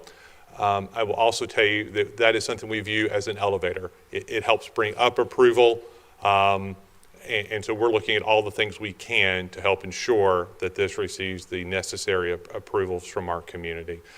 If you have any questions for me, I'm happy to answer that again. We look forward to continuing to partner with the school system, especially as we move to this next phase to promote and to help our community understand why this is an important issue and why they need to vote yes in November. Thank you, Mr. Shealy. My intention was to open it up to the board for questions from Mr. Boudier and then Mr. Shealy, but we can do it all together. Are there any other public comment cards that have been completed? Ms. Martinez? Not on this topic.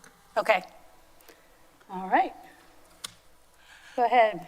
Board Member Cummings. I want to thank everybody for working on this and getting us to this point where we are having some type of conversation, and the language, the ballot language is here. We're talking about 7 words, and I, like others, love the transparency to the public of what we're asking for and having the public involved in the process. So for me, I don't have an issue with having the oversight committee involved in that, because I think that helps the community to understand what we're doing, how we're doing it, and why we're doing it, because they have a vested interest in it. So for me, it would be the one with the oversight committee. And you'll note that the remainder of the language in this, in the 2 printouts you have, one of them has 7 sections, one has 6 sections. The one that has the oversight by an independent and volunteer committee is the one that has 7 sections, and that's because there is a section 4 added, project oversight by an independent committee. the school board shall establish an independent oversight committee of volunteers, the committee, for purposes of monitoring and providing advice regarding the implementation of the plan, commencing upon approval of the sales tax and extending through the date of completion of the projects to be funded under the plan. The membership of the committee shall be established by school board policy. Thank you, Attorney Powers. Any other comment? I just have a quick Go ahead, comment. Vice Chair. Mr. Shealy, I just want to say thank you for your work on this. I'm excited. We've been talking about the needs of our schools. Dr. Gullett has offered to give tours so the community can see the desperate need that we have in our schools. I'm really excited about this conversation. I'm all for the oversight committee. I really think it's the best thing to do. Our community's involved in what's happening, and they share the message, you know, as they go out into the schools and workforce and so on. I did want to just point out again, it is for 10 years. And so, anyway, I'm just looking forward and hopefully moving this forward. Thank you. Thank you, Vice Chair Conrad. Board Member James? Just briefly, I want to thank the community members for their volunteer work. I think it's important to highlight that. The board has not paid anyone to support us in getting to this place, and so I want to thank the time that has been given to support this cause and acknowledge where we are and help us grow. I'm completely in line with an advisory council to support the spending of the money, and as we grow and working as a team to do that. So whatever needs to happen for this to move forward timely, I'm on board with. Thank you, Board Member James. Board Member Campbell? Sure. So grateful to be at this place. It's taken us a long time. This board's worked really hard to ensure that we would have potential for capital funding for the needs of our schools.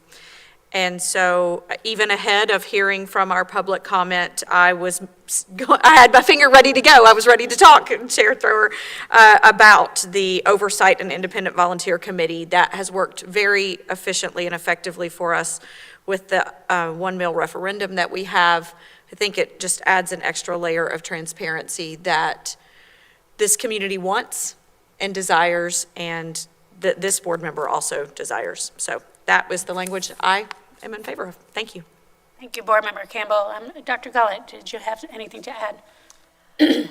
Thank you, Madam Chair, members of the board. I concur with the Oversight Committee. From the operations side, I mean, obviously that committee is, there are representatives appointed by the board, and we present the information, but I think it has provided a necessary transparency to what we're doing and why we're doing it.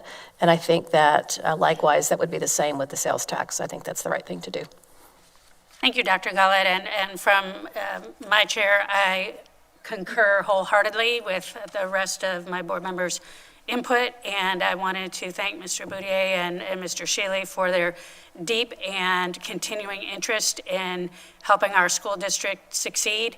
There are areas that we can't get into, you know, legally when it comes to campaigns and anything like that.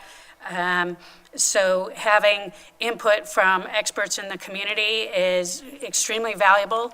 And so I am ready to move forward. We're a school district, so we know how to meet deadlines.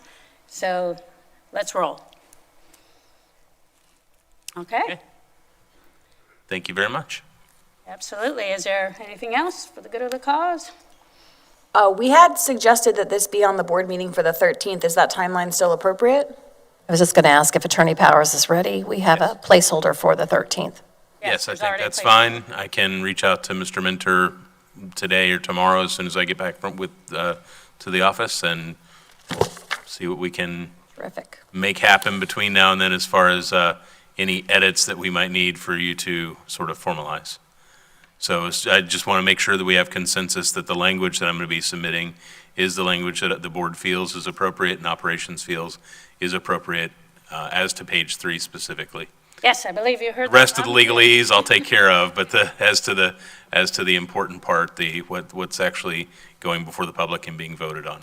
Right, and it sounds to me like now the priority becomes having the conversations that need to be had with the county and making sure that that moves forward expediently, because we are ready to put it on our February 13th board agenda.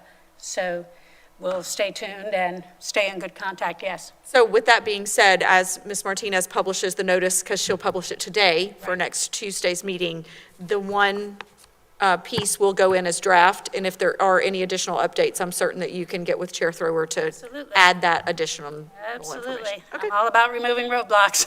terrific. Thank you, Board. Yes, thank you for your Thank you, good Mr. and diligent Boudier work. and Mr. Shealy, for assistance. Very much appreciated. Yes, appreciate you. Have a great rest of the day. All right, we are moving on astonishingly to our final item of the day. Thank you, Madam Chair. Again, I just want to say, again, another representation of our deeply committed community, so grateful for that. And with the next topic as well. So we have a lot of very impactful topics today. So as I introduce school bell times, Ms. Dobbins comes forward. Board, I wanted to bring awareness to a few components of this presentation. Ms. Dobbins will kick off. As you know, we've talked very publicly and for quite some time about ensuring that all of our students not only get to school on time, but are seated for instruction to start on time. And that has a direct impact on our ability to help every student succeed. And so transportation has been tasked with how do we make that happen when the majority of our students are riding buses in the 5th largest geographic size district in the state of Florida. So not an easy task. I will say up front that acknowledge that anytime you talk about any change to a start and end time, it provides a lot of emotional thought, impact to families and to work schedules, and we fully recognize and are aware that these are not easy conversations, but we are committed to doing what we think is best for our students. We look forward to that conversation. But Ms. Dobbins will kick this off, and then we will also, you'll be hearing from a couple of other team members, including those from our academic side. One is exploring an academic model that is underway, and you'll hear a timeline of that and a change to the extra hour that impacts several of our schools. So I'll let Ms. Dobbins kick off. Thank you. Thank you. Good morning, Ms. Dobbins. Good morning, Chair Thrower, board members, Superintendent Dr. Gullett. As you know, the purpose of this presentation is to establish the school start and end times for the 24-25 school year. The Bell Schedule Committee was established consisting of elementary, middle, high school principals, along with transportation staff, academic staff, and both academic and operational executive leadership members, all of whom are previous principals. The committee took thoughtful consideration in the development of this task to ensure that this is the best schedule to accommodate the over 45,000 students in our district. Some of these key considerations were, number one, meeting the statutorily required mandates per Florida Statute 1001.42, which was implemented by the state to allow middle and high school students in Florida to achieve optimal levels of sleep to improve their physical and mental health, safety, academic performance, and quality of life. Two, establish more uniform instructional minutes across school grade levels. 3, implementing a 7th period schedule for select secondary schools. 4, impact of later dismissal times at secondary sites for after-school activities. 5, consideration of the bus pickup and drop-off times needing to be in daylight hours as much as possible. And lastly, allotment of adequate time between school grade levels, elementary, middle, and high, in order to maintain a 3-tiered transportation approach to improve on-time arrival and be fiscally responsible. On-time arrival to school is a major factor we have not been able to provide consistently to our students this school year or in the years past. Our average on-time arrival for this school year is approximately 84%. Although higher than last year's, it is still unacceptable. When you take that we have not delivered 16% of our students, that equates to approximately 3,500 students on a daily average that is late to school. In some cases, students that are consistently late to school every day. We started this current year with 256 routes covering 32,000 miles a day to transport over 22,000 students to and from school. This current bell schedule recommendation will reduce our routes to approximately, emphasis on approximately, 235 routes. And thus, if that was the number of routes today, it would have eliminated all vacancies that we currently have as of today. So the first goal of the committee was to establish a bell schedule that would ensure the best schedule for getting all students to school on time and ensure that no instructional time is lost due to transportation. Given all of the considerations in hand, the committee started with establishing the first tier start time. Because we cannot pick up students prior to 6 a.m., the earliest start time we could set for the first tier is 7:35 a.m. And due to the new mandatory requirements, this means that elementary was the only level that could start at the first tier. Therefore, elementary is recommended to start at 7:35 and dismiss at 2:10. The only exception to this bell time for elementary is the 3 elementary schools that do not receive any transportation for their site and will have the same bell time as this current year. Next was the establishment of the second and third tier start time. Knowing that we needed adequate time after dropping off elementary students to be able to get back on the road and pick up the next tier, the earliest we could start the second tier is 8:30 a.m. And applying the same turnaround need, tier 3 could not start any earlier than 9:20.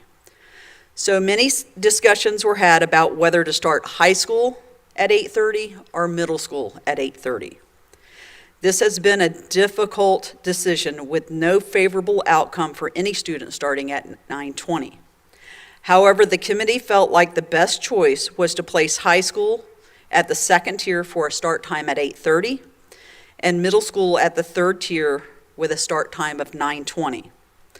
Although many factors were considered in making this decision, some of the key factors were that the addition of the 7th period to middle school, if we were to place the middle school at the second tier with the 7th period, it would result in a high school start time of 9:41 and a dismissal time of 4:11. Secondly, most middle schools have before-school programs, and we are exploring opportunities for all middle schools to have morning opportunities.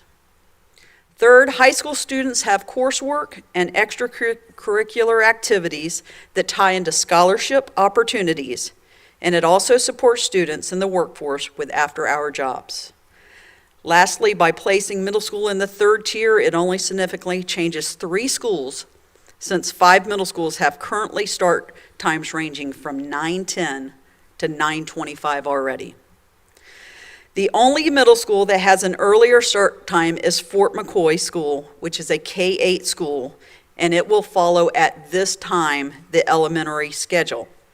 However, we are still waiting on DOE to provide the guidance on whether or not K-8 must meet the new mandates. If they do, then we will have to return to the board and look to move Fort McCoy K-8 to the 9:20 start time because of the new mandate for middle school students. This task of the committee was not easy, and we knew that the resulting recommendations would be most difficult at the middle school level. However, with that being said, a decision had to be made, and after in-depth, thoughtful consideration, that decision for the committee is what we have presented today. To go over some other considerations, I'd like to have our area superintendent, Ms. Keinert, come to the podium. Thank you, Ms. Dobbins. Board, if it's okay with you, I'd like to hear all of the background information and then ask our questions, which is not typical for me. Okay, we're good? Okay, thank you.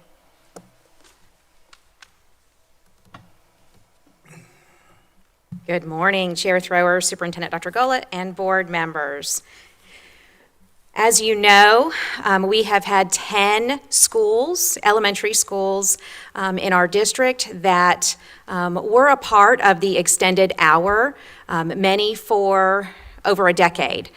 It originated with the school improvement rule that stated that if you were a part of the lowest 300 school list per school grades, that you would have the extended hour.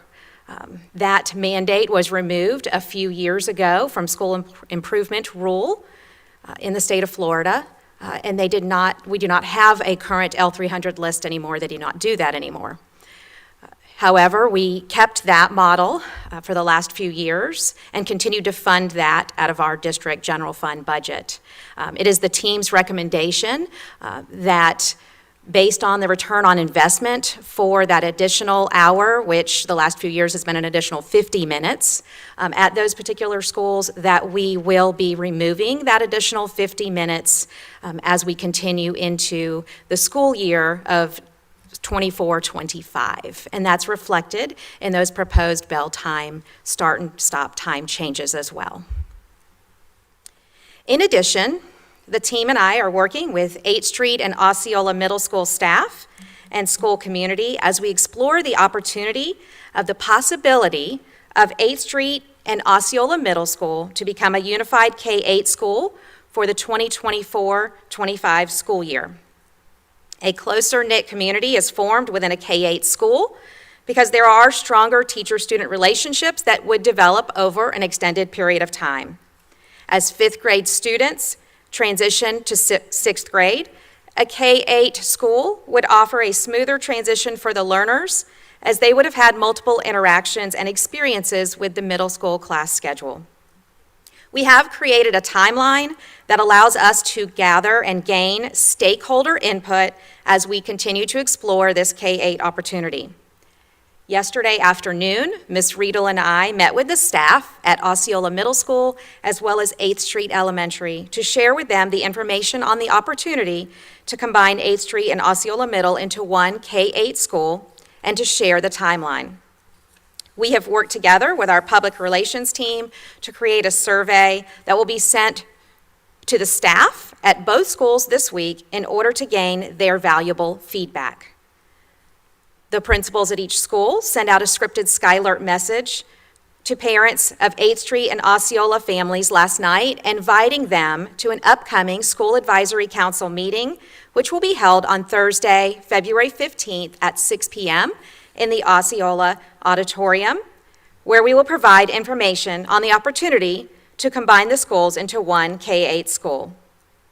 This would be a combined School Advisory Council meeting where we will hear their valued input and feedback on this proposed opportunity.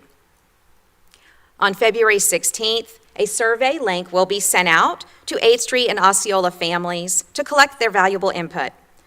The surveys will then close on February 26th, and at that time, the team will review the data and feedback to determine if the majority of our stakeholders would want to move forward with the combining of the two schools into a unified K-8 school. As we continue to work through the timeline and explore this opportunity of a K-8 school, we will let the proposed bell schedule stand as it is for both 8th Street and Osceola Middle. The team looks forward to working with all school and community stakeholders as we examine this unique opportunity for both 8th Street and Osceola Middle School. Thank you, Ms. Kiner. Thank you.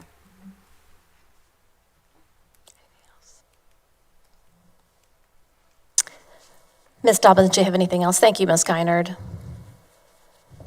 No, ma'am. At this time, we'll turn it back to you, Dr. Gullett.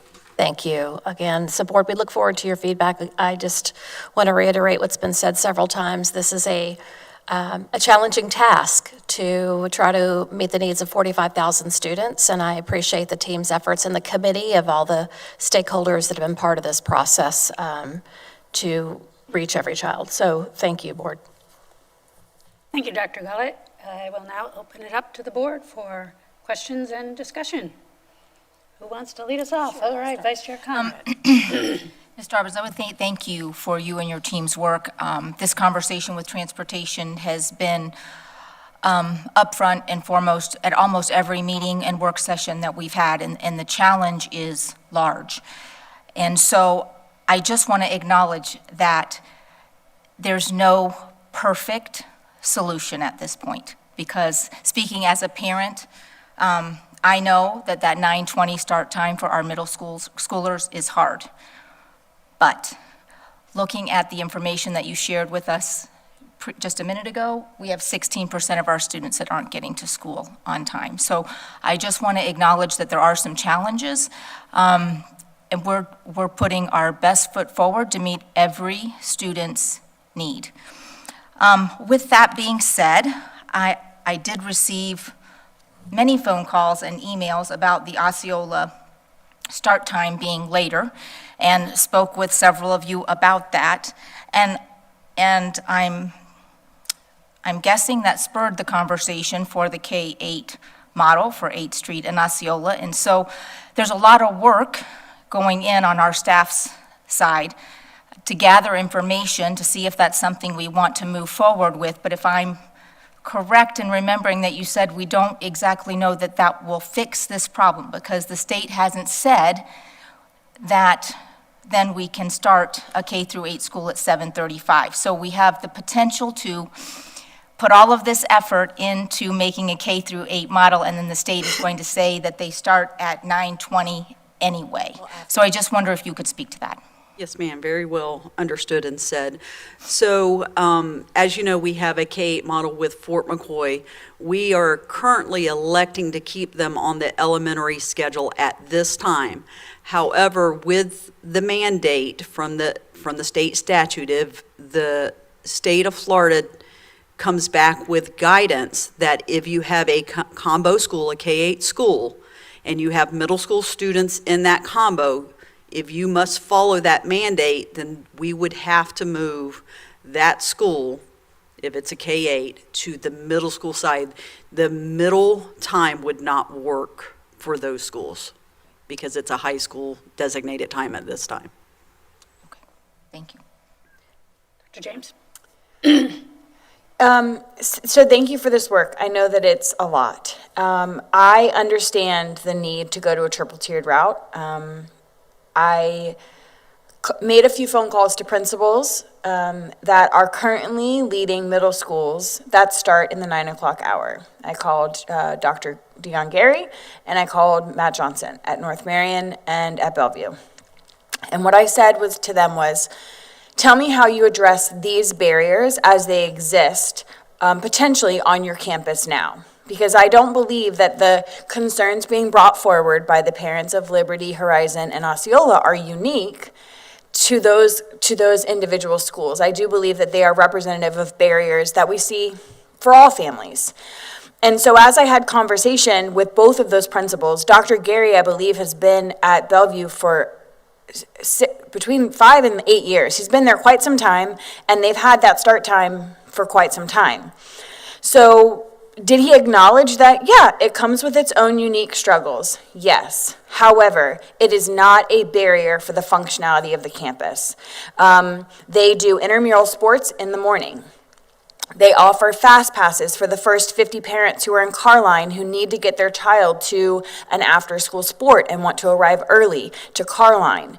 They have 21st Century, which I have mentioned to Dr. Gullett that I would like to see expanded to all of our schools, all of our middle schools going to this 9:20 start time. I would want to see the availability of a MAP or 21st Century program at those schools, regardless of how many students it takes to participate. So I know I did hear from Mr. Johnson that previously he had mentioned he has requested having MAP at his site and there has not been enough students to participate. Well, if I was that parent who needed that service, I wouldn't really care however many other students needed that service. I would want it to be provided so that I could meet the needs of my family. So as a board member, I would want to see a commitment that we're going to offer MAP or 21st Century on those middle school campuses.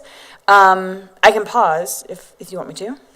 Do you mind? I'm sorry, Dr. James, I didn't want to cut you off. Madam Chair, if it's allowable by the board, Ms. Riedel has information around the Marion After School program and those programs we've talked about to meet the needs of the students and their families. Yes, Yes, thank you. Good morning, Ms. Rito. Good morning, everybody. Those are some very good points, Dr. James, and I think that schools are going to have to get very creative, but I do want to address MAP as well. So as we do continue to plan for the changes in the start-stop times, we have to consider the challenges that we may encounter, as well as possible solutions, because we know that when we are faced with challenges, this is a team who does a very good job at looking for solutions, and that's inclusive of our school-based administrators and teams as well. So we know that we have to have a proactive approach here, where all of our departments are working together to allow for a seamless transition into this new school year as we adjust to these new times. Some of the other considerations that we are already aware of and planning for do include the possible need for additional spots in Marion after-school programs on several campuses. So we have reached out to Ms. Beck and had these conversations already, specifically addressing North Marion, Liberty, I think it was Osceola. There were 3 schools where we spoke specifically about the morning time and the fact that they could open it up to 75 additional students. So we are working with them very closely because we know that the needs for MAP, we're going to have a greater need in the mornings and in the afternoons at some schools in some cases as well. We're also looking at, I think you mentioned 21st century, additional robust tutoring or enrichment, intervention, remediation programs that we could potentially offer in the morning and in the afternoon. A lot of our tutoring programs do happen in the afternoon. Some students can't get transportation, so moving some of those to the morning. This way, when students get off the bus at 7:15, we may be able to offer some opportunities for them as well. Opening up computer labs, maybe media centers for additional reading or math practice, and then clubs, which I think you mentioned as well, additional clubs before or after school. So we know that the need is there, and we are already working behind the scenes. And the key here, I think, is going to be communication, really from us at the district level to the schools and the administrators, but also from the administrators to the staff, because I think that school administrators and their teams are really going to have to work to get creative with how we're going to combat some of these challenges in the morning with students arriving early or late, or siblings maybe getting home before other siblings in the afternoon. So we're really thinking about all of those potential challenges and trying to work through those in a proactive way at the district level. Thank you for sharing that. So that was a few of the things that Dr. Gary had mentioned as ways he combats the reality of his bell schedule every day at Bellevue. Matt Johnson shared similar approaches of what they're doing on their campus. And those are, I would argue, 2 very different communities. North Marion and Bellevue are 2 different communities. And Dr. Gary has almost 400 students who choose to come to that bell schedule with school choice. So I think it's important to note that while it feels, change is always really, really uncomfortable and hard, but while it feels really hard in this moment, there are families who are not going to an earlier bell schedule that they're zoned for and choosing and electing to go to a school, 400 students every year, because they want what that school is able to offer them. As a point of just providing my unique perspective, I was a teacher in Orange County before I moved to Marion County, and my second year taught at Apopka Middle School, and I just looked to see if it's the same as it was, however many years ago that was. They start school at 9:30. I grew up as a student who started school at 9:30 in middle school, and then as a teacher, that was the work schedule I had. And while it does have unique challenges, I did have first period planning on a 7-period bell schedule. So while for those of us with first period planning it was unique, I scheduled any appointment I had first thing in the morning because I didn't actually see students until almost pushing to 11 o'clock. So I acknowledge that it is uncomfortable and challenging, but I do believe that this district is going to support our families in meeting them where they are, absolutely. My last concern, and I voiced this to Dr. Gullett last night, the uniqueness of Horizon and Sunrise needs to be addressed. Currently, Horizon students dismiss and walk to Sunrise to then walk their younger siblings home. We will need to figure out the legality of middle school students being able to check out their elementary students from MAP, because I would presume that those elementary Sunrise students will be enrolled into MAP, seeing as they're not going to just wander the community for 2 hours. And we will need to figure out how to allow those middle school students the authority to check out their elementary age siblings so that they can still walk them home, which is what is happening currently. So that would be a request I have. And then my final recommendation would be, and this is not going to be easy, so I'm just going to say that.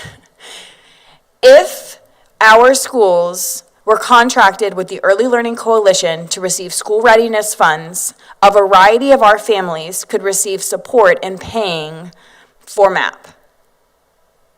As a provider who participates in the school readiness program, I can tell you that it is not enjoyable from a paperwork perspective. I only participate as a business because I know that there are families who need it, and it helps me reach them. We have a significant amount of families in our community who would qualify for school readiness funds, and if they could use them for our MAP program, it would help support them in this transition where they may not right now be able to afford MAP, but then are going to be pressed to really need it, and we would be able to help meet them where they are. I would be more than happy to connect. I know that Ms. Beck and Ms. Nevels already have a relationship with the Early Learning Coalition through VPK, but I would be more than happy to connect any parties necessary to create a conversation around that as a potential solution. Maybe even just at some of our sites that would have a significant amount of participation and how we could support those families there. So ultimately, I'm on board as the plan is presented, and I believe that the school district is going to continue to support families. Thank you, Board Member James. Board Member Campbell. Thank you, Chair. So I sit here from the unique position of the parent that this impacts. So I do have an Osceola 7th grader, and so changing bell time for Osceola, which I believe I'm the only parent that this will impact because Madison Street won't be changing. So this directly impacts me as a family, and while my middle schooler is excited about the potential of not having to get up as early as he does now, when I told him today that the time may even start earlier, he kind of freaked out. But that's okay, because we're going to do what's best for kids in our household. But I want to express this from a couple of different positions, where, as Dr. James was saying, that she has reached out to the principals that have already started at the 9 o'clock time and are familiar with that. I did the opposite. So I've spoken with Horizon and Liberty and Hammett Bowen, and I did the opposite. So I've talked from that perspective.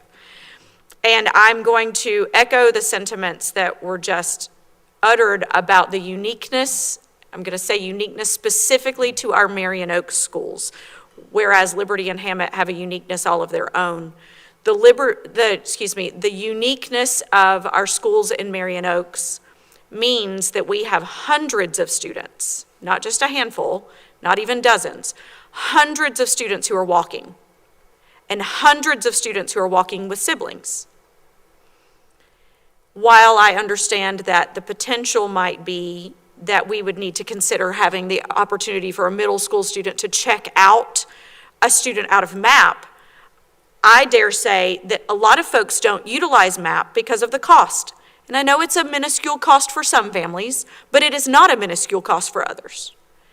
And as a parent who also pays that cost, I'm grateful for an employee discount, which many of our families do not have that opportunity to have. I'm grateful to hear that we're considering expanding MAP in North Marion and other places where this will directly impact. But I would doubt that that opportunity is going to be the catch-all solution. What this appears to me, and Ms. Dobbins knows this is my statement I said to her directly, what this appears to me is a catch-all solution for a pocket problem. We have pockets in our community where buses are not on time. I completely understand 15% of our student body not making it to school on time is a huge challenge that we need to overcome. And we've worked in lots of different ways to overcome it. But that 15% is isolated. It is not in all of Zone 1 or all of Zone 2. It is an isolated issue. And so this feels to me, again, like a huge change to everyone for a pocket challenge that we're experiencing. I also believe, well, first of all, I also want to make one other statement about the K-8 opportunity. I am excited as an Osceola parent to participate in that SAC, and a SAC member to participate in that SAC committee meeting and hear from fellow Osceola parents and hear what I've already heard from many. I heard from many already on start times. Now I'm hearing from many already about the possibility, and the call just went out at 6 o'clock last night. So I believe one of the main questions is, I'm not zoned for 8th Street, but I'm zoned for Osceola. How would that impact me? Well, it wouldn't. The only thing it would impact is the fact that your start time would be different, potentially. Because if you're zoned for Osceola, you're zoned for that K-8 for middle school. It is what it is. But a statement that was made a moment ago about moving that school to a K-8, the statement was made that it would have, that one and Fort McCoy would have to go to the 9:20 start time. And I just want to say that's not accurate by law. So I understand that would be the recommendation if we had K-8s to move to that 9:20 start time, but the law says middle school has to start at 8 o'clock. So that wouldn't be the law, that would be the recommendation and not the have to per se, just as we are making modifications for a couple of schools that are not impacted by transportation. We would have a K-8, meaning that would be a combination and potentially there would be additional solutions there. My last recommendation, board, and I think it's a long-term one, but I would be interested in seeing how quickly we could short-term it, is to create a bus compound in Marion Oaks. And whereas we have great success with Liberty and Hammett Bowen having on-time bus arrival because they have a compound right there on their campus, Dunellen has pretty good results because they have a compound on their campus. If we had a compound in Marion Oaks, I would be interested in seeing what that looked like. Those are my comments. Thank you, Board Member Campbell. Ms. Dobbins. Oh, thank you very much. So first to the 9:20 start time, yes, that would be what we'd have to do as a district based on what our recommendations are. So the state mandate is 8 o'clock for middle school and 8:30 for high school. But I want to add we don't have a hub issue. We have the inability to cover our routes issue. So we must reduce the number of routes that we run. And in order to do that, we have to create a 3-tiered approach to that. This isn't new system of working for transportation. This is done state and nationwide. I understand that it seems to be a cookie cutter. It's not. It's really about leveraging the number of drivers we have, matching that with the number of routes, maximum routes we can run to provide on-time arrival for students. If we had a surplus of bus drivers, then we could look individually at zones. But we do not have that, and we have not had that for some time. And we have been having the conversation about late buses and the impact to student instructional time for a very long time. And even with all that we've tried, our average, the highest percentage we reached so far is 88%. That's still 12% of our kids. 12% of 22,000 is still thousands of kids late. So again, I just want to emphasize, it is the number of routes that match the number of bus drivers, not necessarily the location of where we hub our buses. Thank you. Thank you, Ms. Dobbins. Yes. Sure. Thank you, Ms. Dobbins, for that. While we're being completely transparent about this, wouldn't we say that one of our most significant challenges is the fact that bus drivers are able to choose their routes? And we don't know that going to a 3-tiered system will actually remedy it entirely because we haven't heard from those bus drivers. Sure, we could say that because it's driven by the IUPAT contract, which requires bidding of routes. So if you have a route that takes you an hour to drive, you may want to bid on something by seniority that's a lot shorter. So oftentimes our longer routes do tend to go unfilled. But even beside all of that, we still average, 12, 15 bus drivers out of our 200 plus bus drivers. We average 9 to 10 bus drivers out for FMLA or workman comp. So not only are we reflective of vacancies we cannot fill, but we will always have the inability to cover due to attendance of bus drivers and circumstances such as FMLA and all of that. So by reducing, it's still not a guarantee, just like it's no guarantee that a teacher's going to be in the classroom. And when they're not, then we tend to have a late bus arrive. But to best get the most opportunity out of getting kids to school on time, it is the number of routes matching the number of bus drivers. Thank you, Ms. Dobbins. To that point, I just wanted to get a point of clarification. The intention here then is that one bus driver is going to drive 3 routes, an elementary route, and then a high school route, and then a middle school route. Is that correct? That is correct, but there will be some exceptions, but those exceptions will be very few. Right now, we have 35 3-tiered routes out of the 245 that we talked about earlier. Exactly. We are not maxing. Correct. So the intention here is that one bus driver, for the most, as we put our routes out to bid, most routes that go out to bid are going to include 3 pickups or the 3 tiers.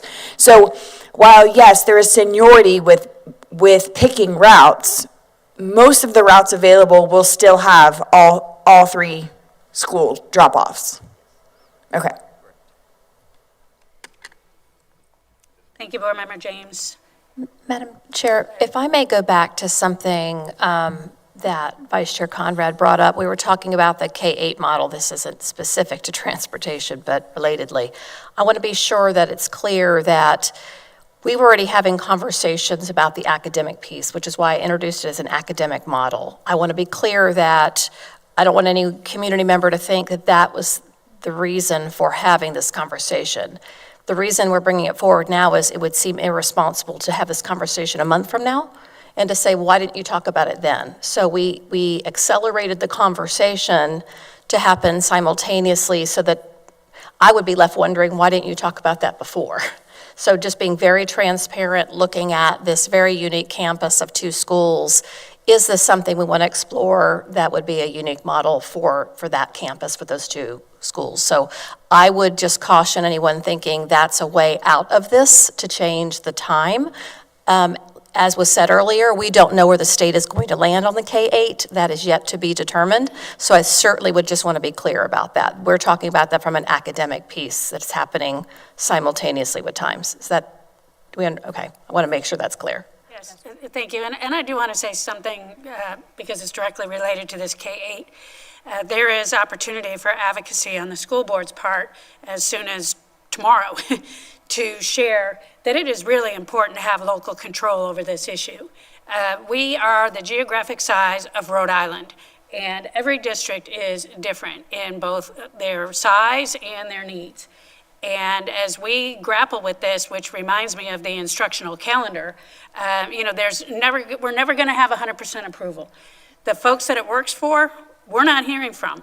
The folks that are concerned about it, of course we're hearing from them. And we are looking to broker the best solution that helps every student succeed and provide the supports underneath all of them so that it doesn't feel too drastic to anybody. That's the intention I believe I'm hearing here. And what I'm encouraged by is that when you bring forth new potential ways of doing things, that can result in elevating our whole district, overall, because it stimulates new thinking, and that's important. And Dr. James alluded to the fact that changes can be scary. Change can be very uncomfortable, especially when it's going to directly affect you. Then it's a bad idea. So this is what we are grappling with here. And I did want to make that point about the local control, because it is our local task to make this an A district. So we need flexibility. I'll just leave that right there.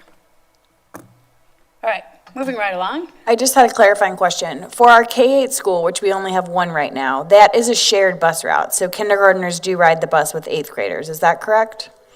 Okay, I do understand there's not a lot of buses to 8th Street as it exists right now, but that would be something to convey to the community is if there were to be a shared K-8 system there, those elementary students would ride the bus with the middle schoolers. Correct. There is one bus for 8th Street and 12 for Osceola currently. Did you have something? No, I was going to say exactly what Ms. Dobbins said, because that was one of my first questions. I did not, as an Osceola parent, I was not aware of how many students rode the bus, and it's more than 50% of students, and that's what I've been able to tell all of the Osceola parents who ask questions, because more than 50% of our Osceola student body does ride the bus, but there is one bus 8th Street. Many of the parent concerns, I'll be interested in seeing what the parent feedback is on a K-8 model, because many of their concerns are the sibling between 8th Street and Osceola and what that looks like and how they could pick one up versus the other, and et cetera, et cetera. And I continue to say the uniqueness of that city block that we have, and essentially a shared campus operating as two schools, warrants a lot of opportunity and a lot of conversation that I even started 4 years ago. But understanding we weren't quite there yet, or even having that dialogue. I do still continue to voice my concern about the uniqueness, again, of Horizon and Marion Oaks in general, and the volume of walkers that we have that are sibling pairs, and what that looks like for that community. That is one of our more economically struggling communities. It just is. I also, in being at Liberty and Hammett Bowen yesterday and seeing the volume of homes being built that will be in their walk zone. And while I understand that there are only 75 to 100 or so that are walking right now to Hammett, and I didn't get the actual number from Liberty while I was there, but we're going to have a huge walk zone for these schools. Huge walk zone. And I understand the value of separating the times so that it eliminates some of the traffic congestion that they currently have, similarly to the Bellevue High, Bellevue Middle traffic that we had, and we separated those start times. It hasn't completely solved that still. Separating them by an hour is going to be a huge difference. But that Liberty Hammett traffic congestion, even though we have internalized a lot of that traffic, I do see the value in separating those two times somewhat, but this gap of basically 2 hours, I just continue to struggle with it, of both of those, all three. So the three schools that this impacts the most: Osceola, so we potentially have a strategy, solution that might fix that depending on the community's input, Horizon, and Liberty. Those are the three schools with the most significant impact that this is going to make. And then subsequently on the elementary schools that are partnered basically right beside them. And I'm struggling, guys. I understand transportation, I really do, and I get our challenges there, but I just don't know how we can move Horizon and Liberty to that to the 9:20 time slot. And I would recommend we try to put them at 8:30. And that's where I am. Thank you, Board Member Campbell. Any other discussion, comments from the board? No, I support the plan as presented. Okay. I have a comment that's really not on transportation. It's back to the K-8 model. And I don't need an answer on this now. I just ask that it be part of the presentation as we move forward. If that was an academic decision, I just want to know how that was brought forward, because we have an A school and a B school, and I want to know what the thought process was in making that an academic decision versus a transportation decision, because both of those are high-performing schools, And just off the top of my head, I wouldn't see why we would be looking to change something that is working so well. Vice Chair Conrad, Madam Chair, Ms. Kiner, do you want to talk about that? Well, and it doesn't have to be, I know this is just. No, that's okay, because this is part of the conversation. I just don't want to delay it since they're happening at the same time. Let's talk about it. Okay, thank you. Great question, Vice Chair Conrad. What I will tell the board is that there is a separate school grade formula for a K-8 that's different than a K-5 elementary school grade, as well as different than a 6-8 straight middle school grade. And so there's certainly acceleration points that are added in on the middle school side to that K-8 formula. That is the K-8 school grade formula that we use, or the state uses for Fort McCoy, since they are currently a K-8. And so that if the stakeholders decided that we are going to pursue this academic model at Osceola and 8th Street, they would be looked at with a K-8 school grade formula. There's also, we can get into a lot of conversation about it. Ms. Riedel and I have done a lot of research on other schools in the state of Florida that are currently using the K-8 academic model. There's lots of variations that are other models, 4-8 model. We even found, well, and of course ours really is a VPK 8, right? Because 8th Street has a VPK classroom there. However, some of the other benefits that I didn't mention earlier certainly talk through acceleration and accelerating of our elementary students into that middle school level. We have lots of students that have various needs at all of our schools, but certainly at 8th Street, where, as you mentioned, they have currently been rated an A school district for decades. And so we have lots of needs that we hear from parents and teachers as well for students to have that accelerated model. And that's certainly something that a K-8 opportunity on that academic model would be able to help provide. Thank you, Ms. Kiner. Yeah, thank you, Mrs. Kiner. I appreciate that. That gives me some good insight for the thought process in moving that forward. Thank you. Yes, ma'am. While I'm up here, if you may, I would love to address since it's part of my region, the Sunrise Horizon Academy mix in there. I think the comment was made possibly that Horizon students go over to Sunrise and check out siblings. I have been assured, and I just want to assure you and the public, by Principal Connor of Horizon Academy as well as Principal Bayless, that that's not currently happening. They do not go over to Sunrise and check the students out, because if you think about it, Sunrise dismisses at 2:05, and Horizon Academy does not dismiss their day until 2:30 currently. However, when you talk about the walkers, there are definitely, if you go over there, you can see it for yourself, and many of you have, hundreds of walkers that do leave Horizon Academy. However, the majority of our students at Sunrise, as well as Marion Oaks Elementary, which is on the opposite side of 484, are currently car riders. Now, I will tell you what is accurate in this information is, and this is verified from both principals that live over there in their schools all the time, 30 or less siblings from Sunrise do leave their school at the dismissal time, and they walk over towards the Horizon Academy campus. There's a crossing guard that is outside there, and by the time they get over there, the dismissal is at 2:30 for Horizon, so there's approximately 30 or less Sunrise siblings that do wait outside in that area for their Horizon siblings. So that is certainly an opportunity that both principals look forward to. Again, we've explored the opportunity. We know there will be additional seats in the MAP program, the Marion After School program for both of those schools. So that's certainly an opportunity for that 30 or less sibling population, as well as we will explore the opportunity for the expanded tutoring in the afternoons at Sunrise. And so that I'm not going to stand here and tell you that it would last till 4. It might not be an exact opportunity, but it's something that we could certainly look at having in the afternoons. We currently have tutoring there, and so maybe that's something that those siblings could have until a little bit closer to that Horizon dismissal. Chair?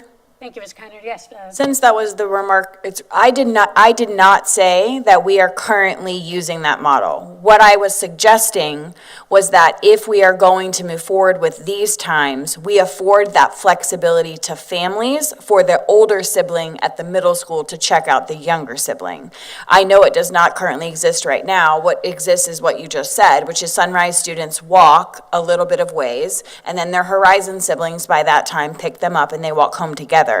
That would no longer be available, seeing as Sunrise would get out, essentially, to Dr. Campbell's point, 2 hours ahead. So they would need to be enrolled in MAP, and then if they were to still walk together, which is clearly what those 30 families need, those middle school siblings would need to be afforded that flexibility to get their students, their younger siblings from MAP. So I just wanted to clarify that for the record. I did not say we were doing that. Right. No, she didn't. We're all about being clear. Yes. Okay, thank you. And Ms. Kiner, sorry, you already sat down. I just have a quick question about data supporting the extra hour. Is there any data that is available that can be directly attributable to the extra hour? I remember when we didn't have it. I remember when we got it. I remember that it wasn't that popular in the beginning, and then, after a while, everybody's kind of come to depend on that extra hour, financially. That's the thing with all of this. In 2 years or a year, it'll be the way we've always done it. And so I've always wondered that. I'm grateful for the state that they gave us that opportunity years ago to see if that would help. Is there any one particular school where we've been like, yeah, that really helped?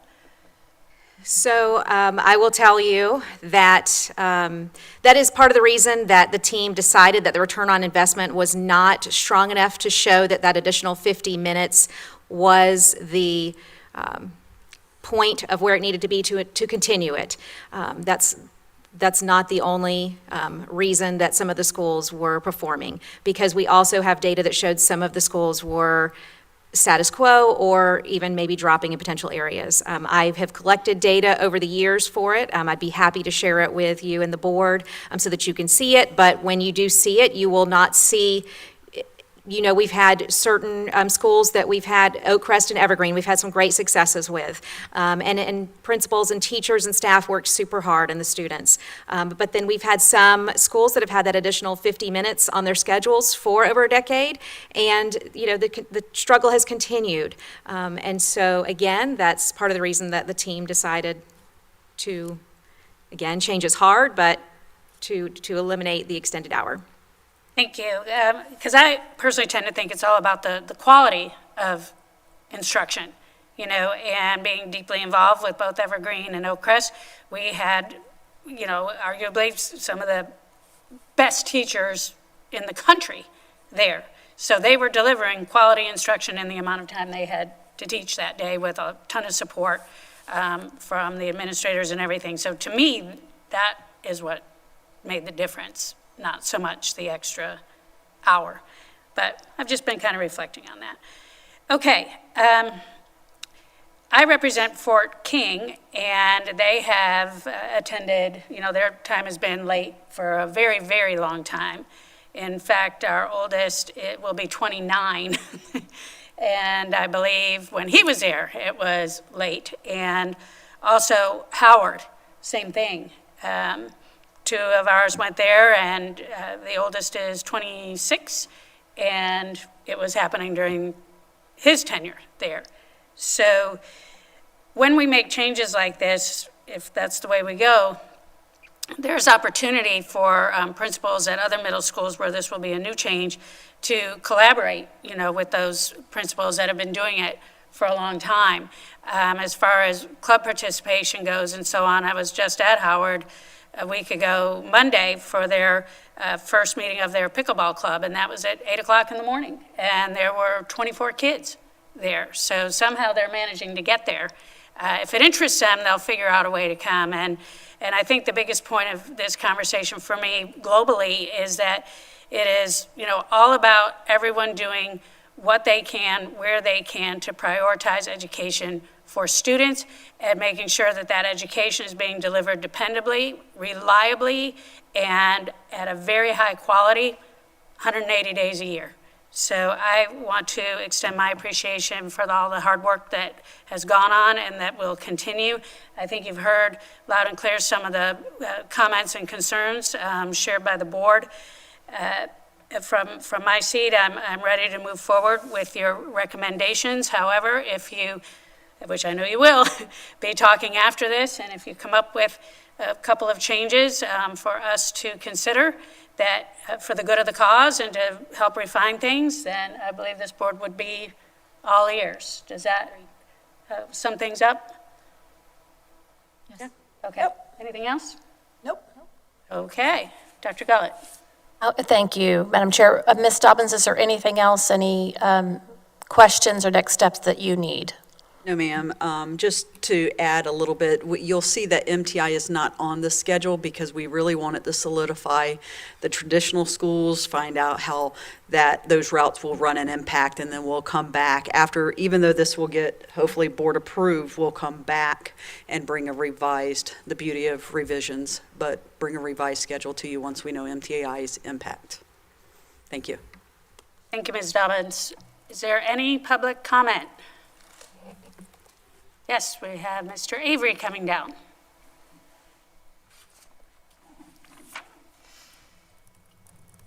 When you sit in the back of the bus, it takes a while to get to the front. That's a good one.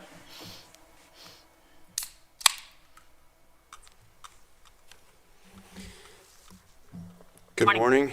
Mark Avery, A-V-E-R-Y, 2801 Southwest College Road, Ocala. The president of the Marion Education Association, representing the 3,002 instructional members in the district. And good morning, board, superintendent. Although this may be the way that we need to go, what I find discerning is that I heard the word transparency. I've heard this morning that we need more voice from our schools, yet the people in the schools were not given an opportunity to have a voice. The teachers look to me to represent them when there's meetings and they're working. If we're talking about transparency, we want to involve people, then why did we have a special meeting at 9 a.m. when none of the staff could be here? The majority of the community is at work, and they can't come and give their 2 cents. If we're going to have a discussion, because this isn't set in stone, this is what do we think we want to do? How do we want to view this? You have that flexibility. We've had a meeting at 5:30 at night when we had to have an emergency meeting. So that's kind of discerning. I just learned that there was a start and stop time committee. There were a lot of people on it. I wasn't invited to that. I don't believe any of the other, I can't speak for all the other unions, so I can't say they were not there. But to present a voice that maybe is not thought of from a different perspective, to get feedback from staff so that we could present some concerns that we believe with these times. Just as well as everybody else, we've heard lots of complaints and concerns and questions, and I couldn't answer them. I could not answer them at first, and then to add to that, we're going to do a year-round model for Waimea, and I was not part of that discussion either. And so I got blindsided by that. And ironically, being a parent of both H Street and Osceola, I found out this morning here of that discussion. So I'm not sure which part of the transparency that I'm being left out of, but it's kind of hard to represent the people and give you their take on these changes. And as you said, changes are hard and these are difficult conversations. And some of these things may be fantastic and some of them may not be. We got a high school that's going to be expected to have 55 more minutes of a student day. So are we trying to attract students there or trying to get them to go to the high school down the road? The staff now is going to, I'm not sure how the staff day is going to work because there's not enough time. And I've looked at it, and the recommendation right now is that 30 seconds remaining. yes, sir, that the staff will leave when the students will leave. Identical times. And those of you that have worked in a school know that that is not possible.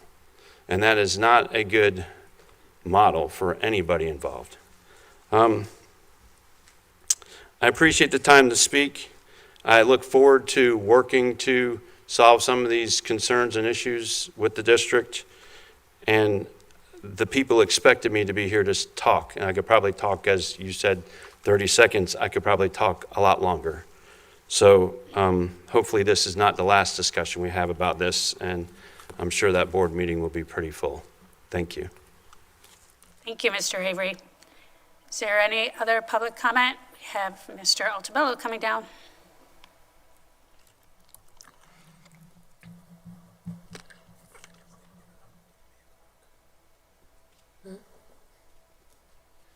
Hello again. Yes, hello, good morning again. Wouldn't it be great to not be held hostage by our transportation crisis? It appears that this entire district revolves around transportation. How about when you go up to Tallahassee? How about if one of our legislators or their aides are watching this? How about fully funding transportation so we can attract bus drivers? Because I'll tell you what, $19 an hour is not doing it right now. So we need to advocate for that, because while it may not affect my two children, we've got 40,000 plus kids here. Half of them are being transported, and we're making all of these instructional decisions, it sure sounds like, based on bus routes and how we can do all of that. And if it was fully funded, and if we had attracted enough bus drivers, then maybe we wouldn't be having the list of start time changes. So we need to point out that, yes, some of this may be warranted, but let's call it for what it is. It's because for decades now, they've been getting away on the cheap, Tallahassee. Give us the funding that we need to transport your students, our students, and we won't have the shakeup that we do. I could imagine there's heartburn for kids starting at 9:20 in the morning. Basically, if you're talking about a bus ride, you're looking at a 9-hour day maybe for some of those kids by the time they get to the bus stop, by the time they get dropped off. That's a lot of time. And then just one other note. We all say that the kids need more instruction time. I believe the opposite. I don't think kids need more instruction time.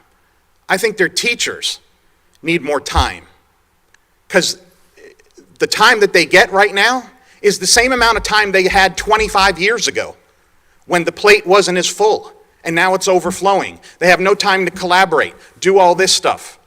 So my kids don't need any more instruction time. My kids want their instruction teachers to have more time. I want their teachers to have more time to collaborate, to better prepare. So, thank you. Thank you, Mr. Altabello. Is there any additional public comment?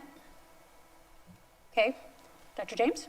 I just wanted to ask Dr. Gullett if maybe Dr. Livingood or another area superintendent could speak to the value attached to a 7-period day. I think that was kind of, we tasked Ms. Dobbins with addressing it, but that's not really her area that she oversees.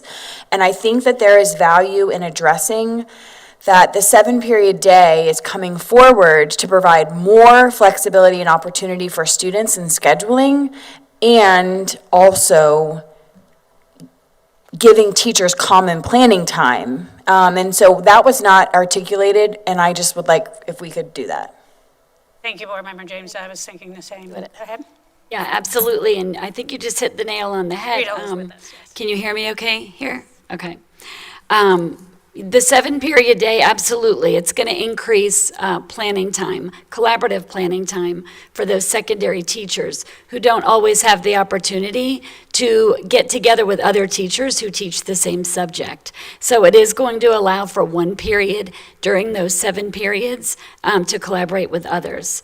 As well, more opportunities for acceleration and intervention and reading and math. And then also students who do take intensive reading or math, they will have an opportunity to now take an elective in that 7th period. So it really does open up the doors and the opportunities for our students for enrichment, remediation, acceleration, all of those things, as well as provide teachers additional time to work together for common planning. Thank you. And so just as a point of clarification, Bellevue Middle and Osceola Middle are maintaining a 6-period day, but the other middle schools are going to a 7-period day based on data. And we're adding essentially 15 minutes, give or take, to the schedule, which will afford the opportunity to get in that 7th period. And yeah, 411 is not ideal. Even when I talked to Dr. Gary yesterday, he's like, are my parents super excited about 411? No. When we addressed their start-stop time last year, Dr. Gary was really hard that he didn't want it to go into the 4 o'clock hour. But that's why he's still at 3:55. But then you see the other schools, and so he understands the uncomfortability attached to going past 4 o'clock. However, what a 7-period day academically is going to afford our students and their opportunities, not only for acceleration, but for remediation, but for opportunities to engage in CTE programs. There are students in middle school who right now have no elective. They just have core subjects and remediation or credit recovery. So now that student who in a traditional setting right now does not have the opportunity for culinary, next year can do culinary at Denellen Middle School. And this is going to give opportunities to students that would have never had them. And correct me if I'm wrong, but Lakeport High School currently has our worst graduation rate, which is the data supporting this transition to a 7-period day to kind of help support ensuring our students are getting their credits there as well. Because 7-period days gives students more opportunity to earn credit, which essentially just makes it easier to get to the finish line because they have more opportunity. So I didn't feel like that got articulated well, and your points were very well heard, and so I just wanted to make sure that we clarified that and made sure that that was transparent to the community. Madam Chair, may I?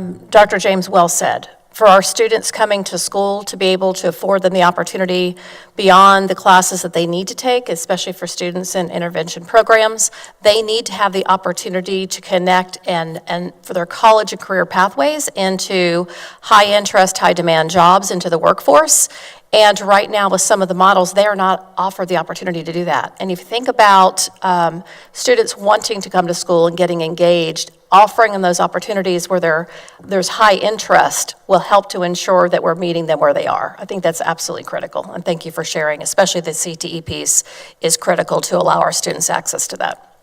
100%. And based on our pupil progression plan, when kids in middle school don't get their units, and then they're those 8.5s, and it affects them going into high school, and it really creates a very difficult path for them to ever recover. And communication that I received from a middle school principal, I'll just say it verbatim, we will be able to have a 7-period day. All students get at least 1 elective. Teachers have more planning time built into the day, and adjusting the teacher's start and end time will also open us up to more opportunities for parent-teacher conferences and further bridge the gap between school and home.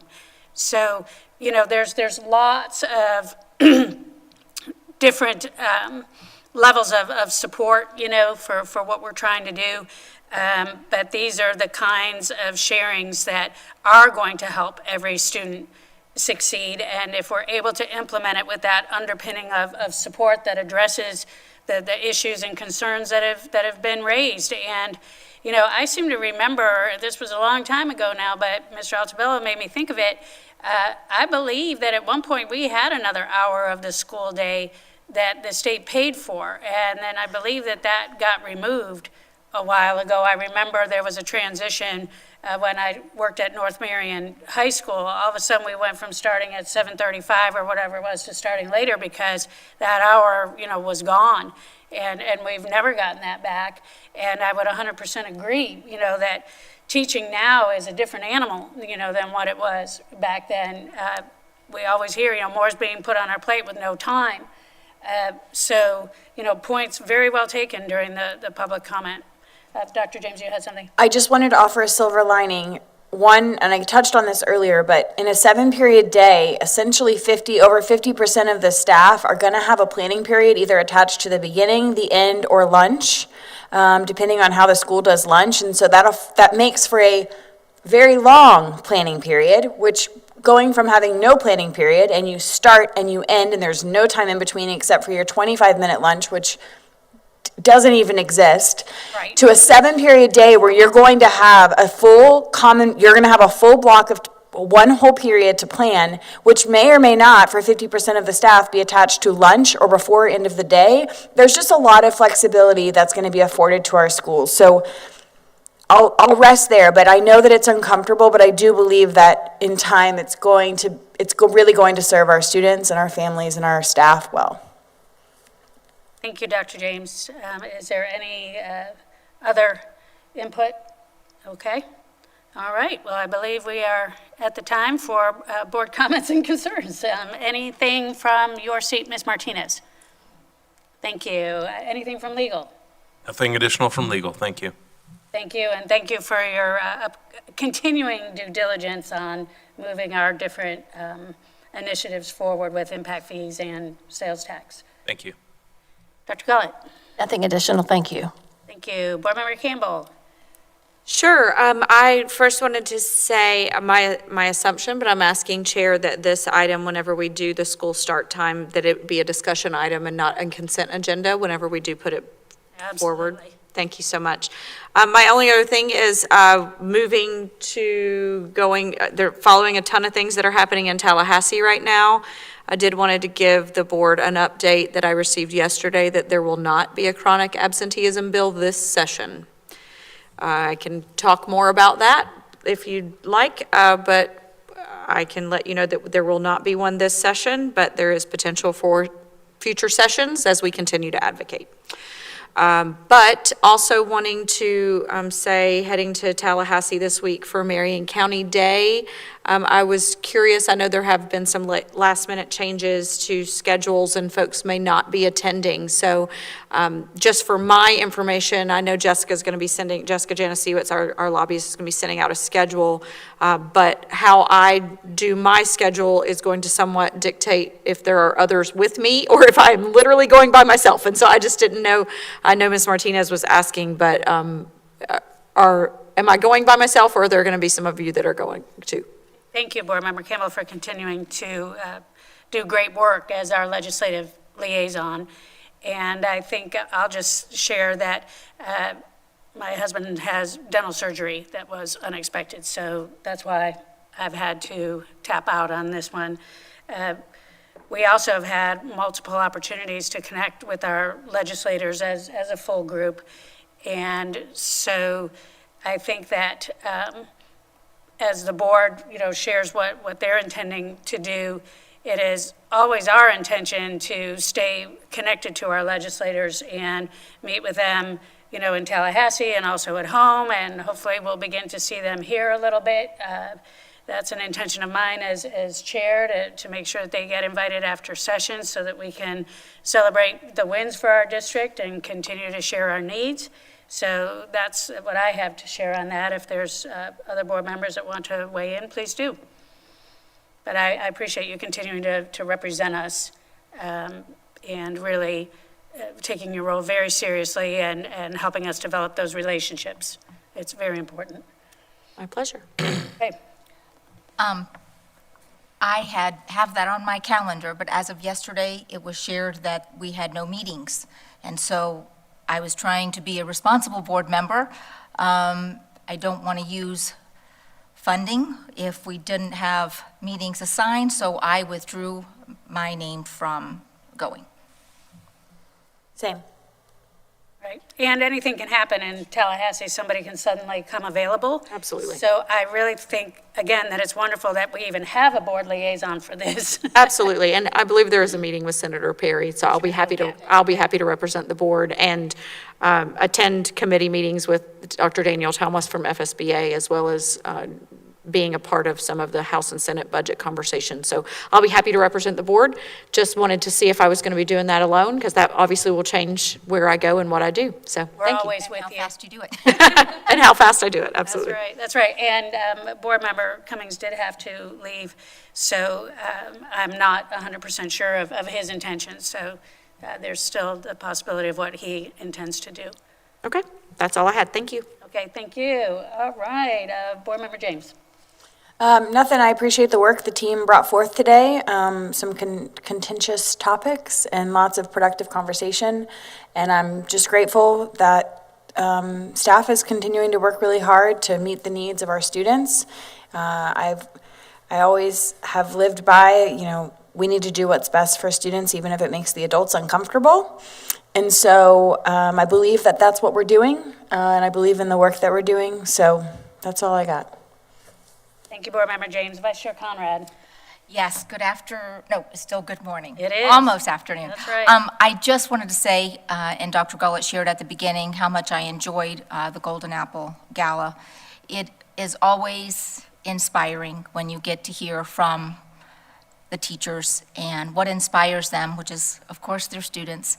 But it was a great evening. The foundation did a beautiful job. It really was, I don't know, Kevin, from the audience, there weren't any hiccups. Everything just went so smoothly, and everybody did a phenomenal job. And so in celebrating our teachers, it's also such a wonderful time for our staff to gather and celebrate each other, each teacher and staff member that's on a campus right now. And so I just really appreciate that opportunity, and I think it's extremely valuable. So thank you for that work. The conversations today were hard. I do, even when we disagree or we have different opinions, I do value the work that our teams do. Ms. Morant in her work with our ratios, I'm thankful for the work that she does, and she's always such a great communicator. Ms. Dobbins, thank you for you and your team with transportation. Again, I'll say we've been working on this consistently. You all have been working on this consistently in addressing the needs of the entire district. 32,000 miles a day. And so it is a challenge, and it's not an easy one. And so I appreciate all the time and effort that you all have put into helping us solve this problem and meet the needs the best that we can. I also want to say thank you to our community members who are helping us move forward in getting funding, much-needed funding for our schools. It's really exciting, exciting to think about as we look at moving forward. I just wanted to share, I think I've shared this before, but going to school here in Marion County, when I went to high school, we did have a 7-period day. And it was really great. By the time, if you're staying on track, you get to your senior year and you have some extra time. If you had some struggles along the way, it also gives you some time. So I'm excited about the opportunity for our students to not be up against such a stringent timeline to get ready for graduation. And so I'm looking forward really to next year's data on how that helps move us forward. I also wanted to share that although some felt uninformed about things that were brought forward today, I think a lot of our community is informed. I received so many emails and phone calls sharing their opinion and insight and struggles about things we were discussing today. And educating children takes the community. Doesn't just take a board, doesn't just take administrators or teachers. It really is a community effort, as we saw today.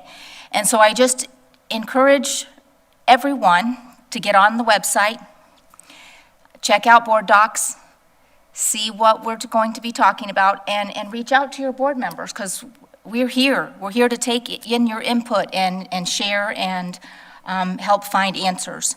And so I just close with, we're trying to meet the needs of 45,000 students, and we love to hear from you. So thank you. Thank you, Vice Chair Conrad. And I will say that the evolution of communication over the years has changed.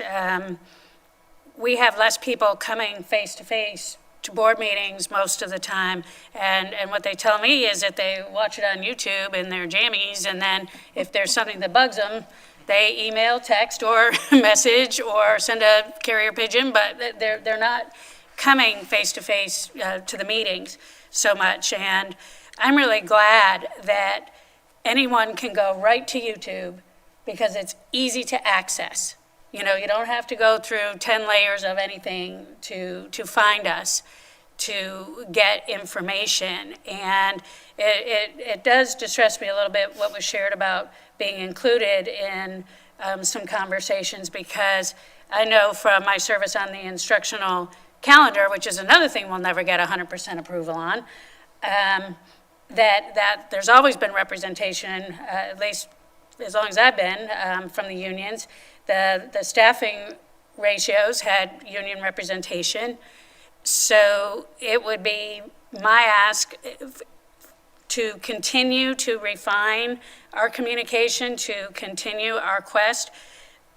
Hey, great ideas come from everywhere. And I think that it's time for any type of old school confrontational approach while we get frustrated in the moment.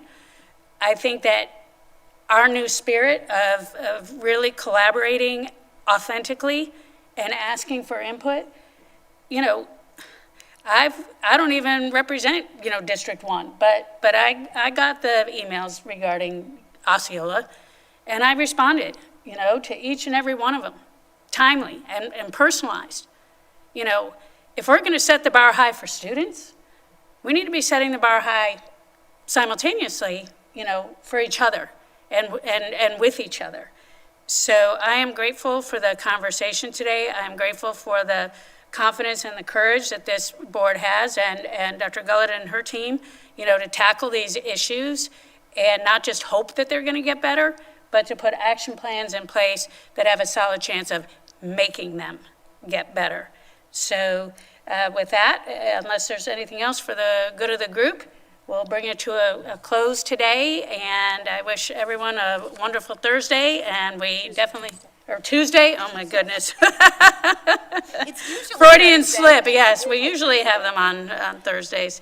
Anyway, enjoy the rest of your week. Evidently the weekend is further away than what I just stated, but it's coming. All right, we will adjourn at 12:01 p.m., and if I had talked a minute less, then we would have still made it by morning or 11:59. Thank you.